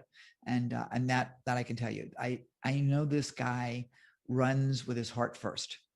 And which is kind of hard to run that way, but you managed to do it. It's an art form, right? Apparently so. And how he gets it out behind that shirt, I don't know. But it is a joy to have you with us, and we're honored to have you with us as well. Looking forward to see you on our next upcoming events. Also, you bring an element of compassion and heart and goodness to everything that you touch. And that is a really important element that we're really excited to have with us. So I want to honor you. I want to thank you. And any parting words? You got 30 seconds. 30 seconds. No pressure. Just remember, no pressure. 28 now. Just remember the equation. Higher level, pushing harder does not mean stressing more. This is an opportunity here to separate that equation. And and I just want to reiterate too, don't forget to dream. Just let your mind reach a center of calmness, and just let it open and expand as if it was as wide as the sky, and just whatever flows into it, let that intuition inform you. Let that dream just drop into your lap, and then go achieve it, and apply this method to take the stress out and just reach out for success, and just share the love that's in your heart with everybody around you. Thanks, Ken. You got it, DK. Thanks so much, everybody. DK Warner, thank you so much, my friend. You're awesome. Well done. Thanks. Okay.